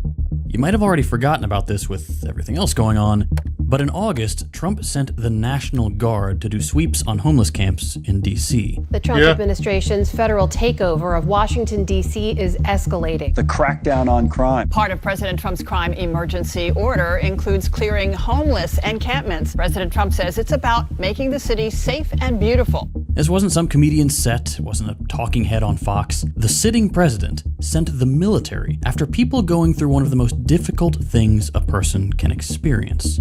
You and me, we know that having the military everywhere, all the time like this, is part of the fascist frog boiling. If the excuse wasn't homeless people, it's going to be protests, or crime, or helping ICE kidnap people discriminately, like we've seen in other cities. It's shaping up to be a real nice police state we've got here. But that's not the point. When Trump set the National Guard on DC's unhoused, it wasn't out of nowhere. For years now, he and the rest of the conservative can't forget when Newsom did that in Cali for when Xi Jinping came. Yeah, we can't have a bunch of homeless people around, when the president of China shows up. Ecosystem have been promising that as soon as Trump got back in the White House, he was going to do just that. When I'm back in the White House, we will use every tool, lever, and authority to get the homeless off our streets. And last year, the Supreme Court gave him the biggest assist possible to do this. The case is called Grants Pass v. Johnson, and long story short, it overturned a previous decision that basically said that you can't just attack homeless people. Cities and states who wanted to tear down homeless camps first had to have enough shelter space where those people could go. It wasn't a perfect state of affairs by any means. Sweeps always do more harm than good, even when there are shelter spaces available. But at the very least, it meant that if you had literally no other option than sleeping outside, cops weren't allowed to kick you out of your last resort. But last year, the court said they can. And sure enough, once in office, Trump signed this. The Ending Crime and Disorder on America's Trump signed last year, the court cops weren't allowed to kick you out of your last resort. But last year, the court said they can. And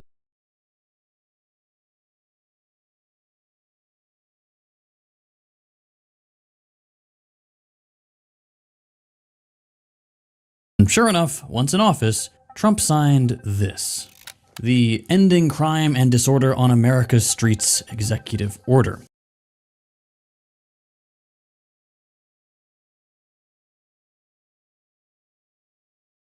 This executive order has a lot of stuff in it that we could talk about.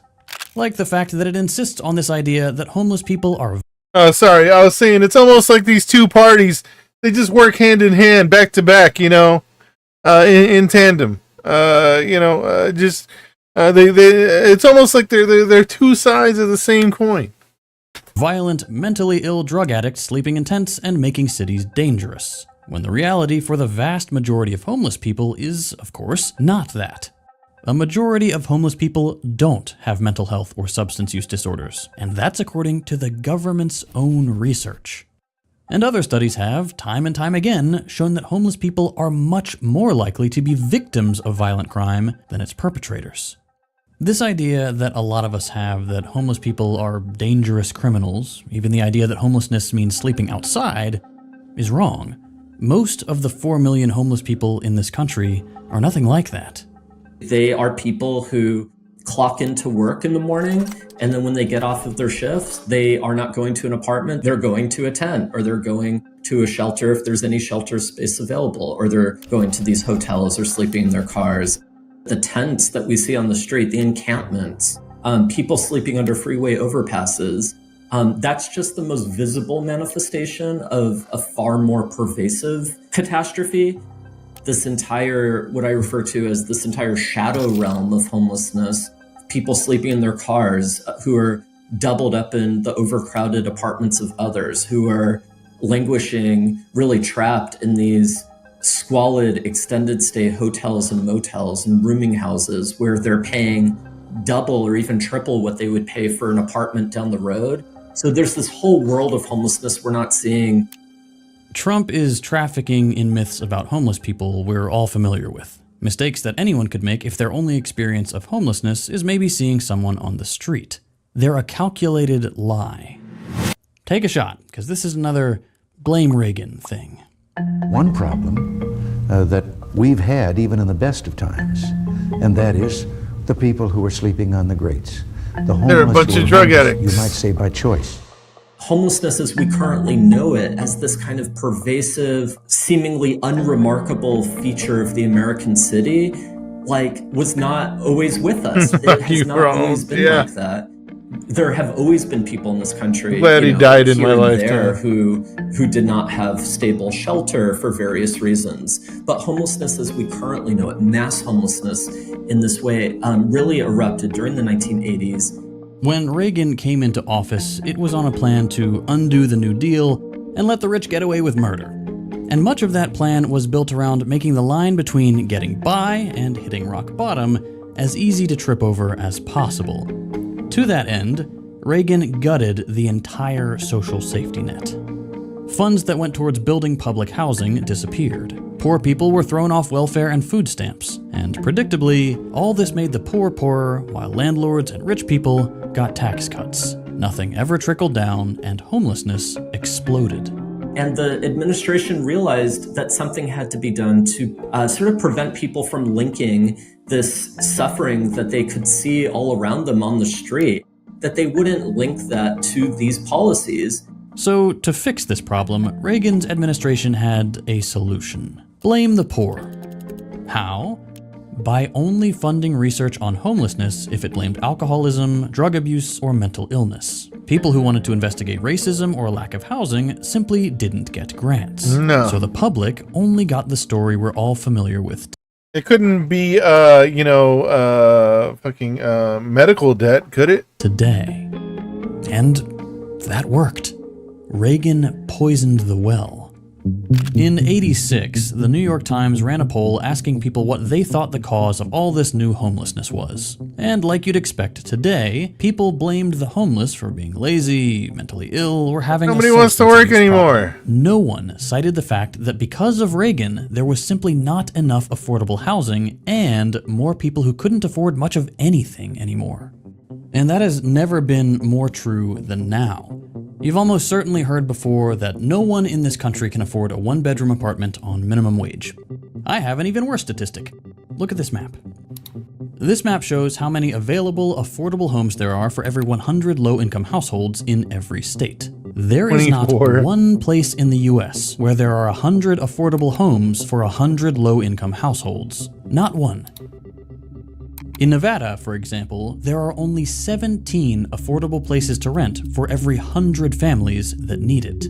I know that when you see someone on a street corner or you hear all these stories about homeless people doing drugs or having mental health problems, it's tempting to think that that's why they're homeless. That's what our politicians say, that's what we see in the media. YouTubers make entire careers off this.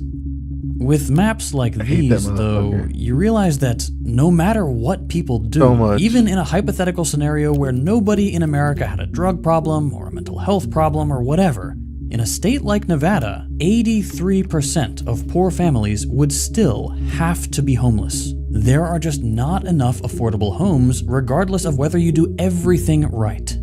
Disabled people, working people, seniors, to not even get into those who are dealing with the immense struggles of mental health problems or substance abuse, are homeless by the millions. That cannot be an individual failure when it affects people going through such different circumstances. People are not homeless by choice. At least, not their choice. Business owners are choosing not to pay people enough for them to live. Politicians are choosing not to build and manage social housing in sufficient quantities. Landlords are choosing not to set affordable rents, and private equity is choosing to evict more people left and right. Homes in the U.S. are the most expensive they have ever been. It is getting harder and harder to afford a place to live. The number of property foreclosures is steadily rising. It's not affordable. That reminds me, actually, of something shocking that Brian told us in our interview. We all know that during the pandemic, Blackstone and private equity muscled their way into the housing market and bought up a massive stock of rental properties that they neglect and turn into eviction mills. Brian told us they also bought up extended stay motels at the same time. Now, these are the last resort most people have before they are fully unhoused, meaning that not only are these companies jacking up rents and evicting people willy-nilly, they also... I'm sorry. How come I open Threads and this is what I see immediately? The world lost a real a real goon today. This is Richard's wife. He has passed. My dear husband, I am missing you terribly. I don't know what to do with myself without you. I love you and I'll see you in heaven. This is what he was doing?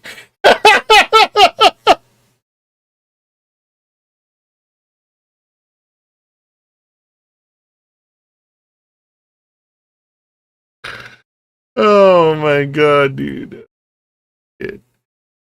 Okay. Sorry. Back to the video.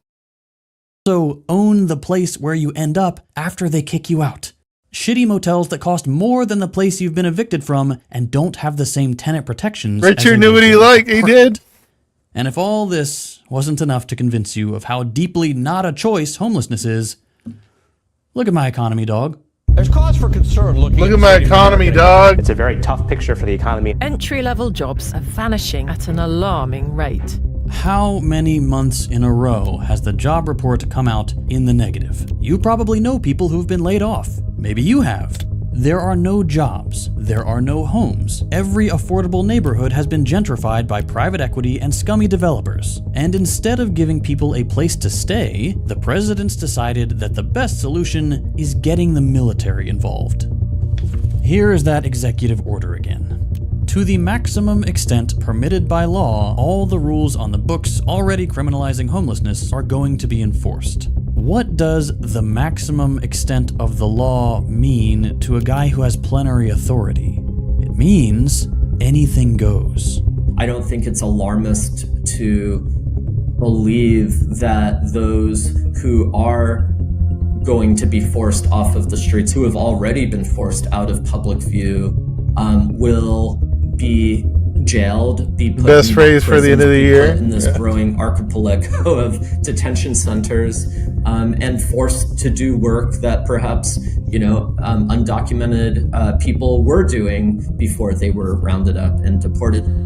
Trump tomorrow was like, we're gonna put all the homeless people in concentration camps. We'd be like, let's give it a shot. But the problem would be is then right after, it's a slippery slope, right? You walk around after all the homeless people be taken away and be like, this is pretty nice. Who else? Here's the big picture. We are in a tailspin, and more people are going to be homeless, couch surfing, living in a car. You know who else I don't like? Street. That's going to be them drunks at the bar, man. All they do is drive home and get into accidents. Send them to the camps. Be the reality for more and more people in your life if it isn't already. Maybe you're already going through it yourself. This government does not want you to pay attention to how its war on the working class is to blame. They want billionaires to keep riding the AI bubble moisturized and unbothered, to blame foreigners and the homeless themselves. And don't get me wrong, they'll say they'll help the homeless and offer treatment for any drug or mental health problems as well as shelter, and then they just won't. That's already happened. They don't care. Most importantly, they'll ignore and shut down the one thing that has proven to work: housing first. Let me end the video here. Homelessness is a housing problem. It's not a drug problem. It's not a mental health problem. Plenty of places in the country have high rates of drug addiction and mental illness. Only in the places where housing is unaffordable is there a homelessness issue. Housing first is simple. Give people a home, cap it at 30% of their income, and they are no longer homeless. That's it. It doesn't matter if they have other things to deal with. You can't start putting your life together if you don't know where you're staying that night, or if your room doesn't have 4 walls and a door, or you don't have the minimum amount of privacy a human being needs. Housing first just works. We see this in study after study. People are healthier, they're thrown in jail less, they find a job more easily, and they stop being homeless more durably than with any other alternative. But it makes landlords less money. Sends fewer people to private prison. It doesn't give you an excuse to have stormtroopers on every block. Sounds not profitable. It just saves lives. When so many people are just one missed paycheck or one medical emergency away from finding out just how bad being homeless can be, there is no alternative. Either we take care of each other, or we get taken care of. That is certainly one way to put it.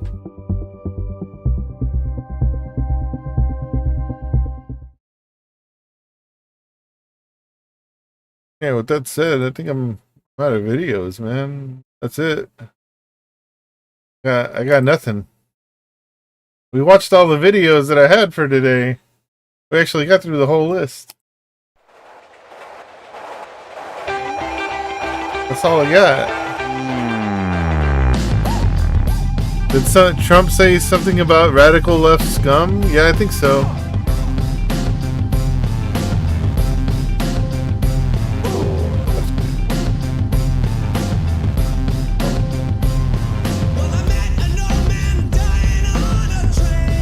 I'm just wondering where the S should go in this.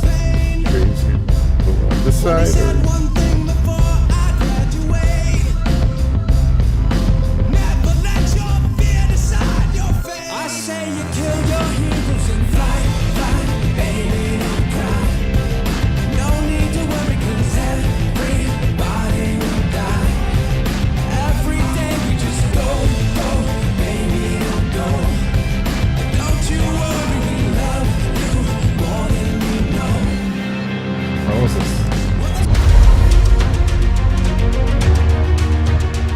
Left is coming together.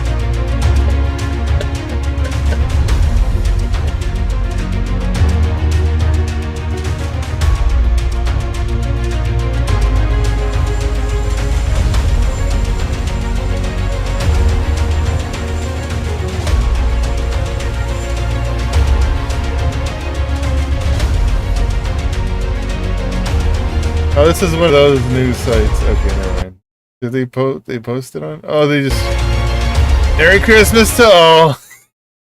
Especially the radical left scum that's doing everything possible to destroy the country.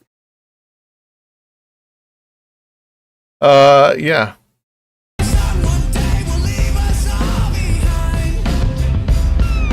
Unavailable sightings in the sky.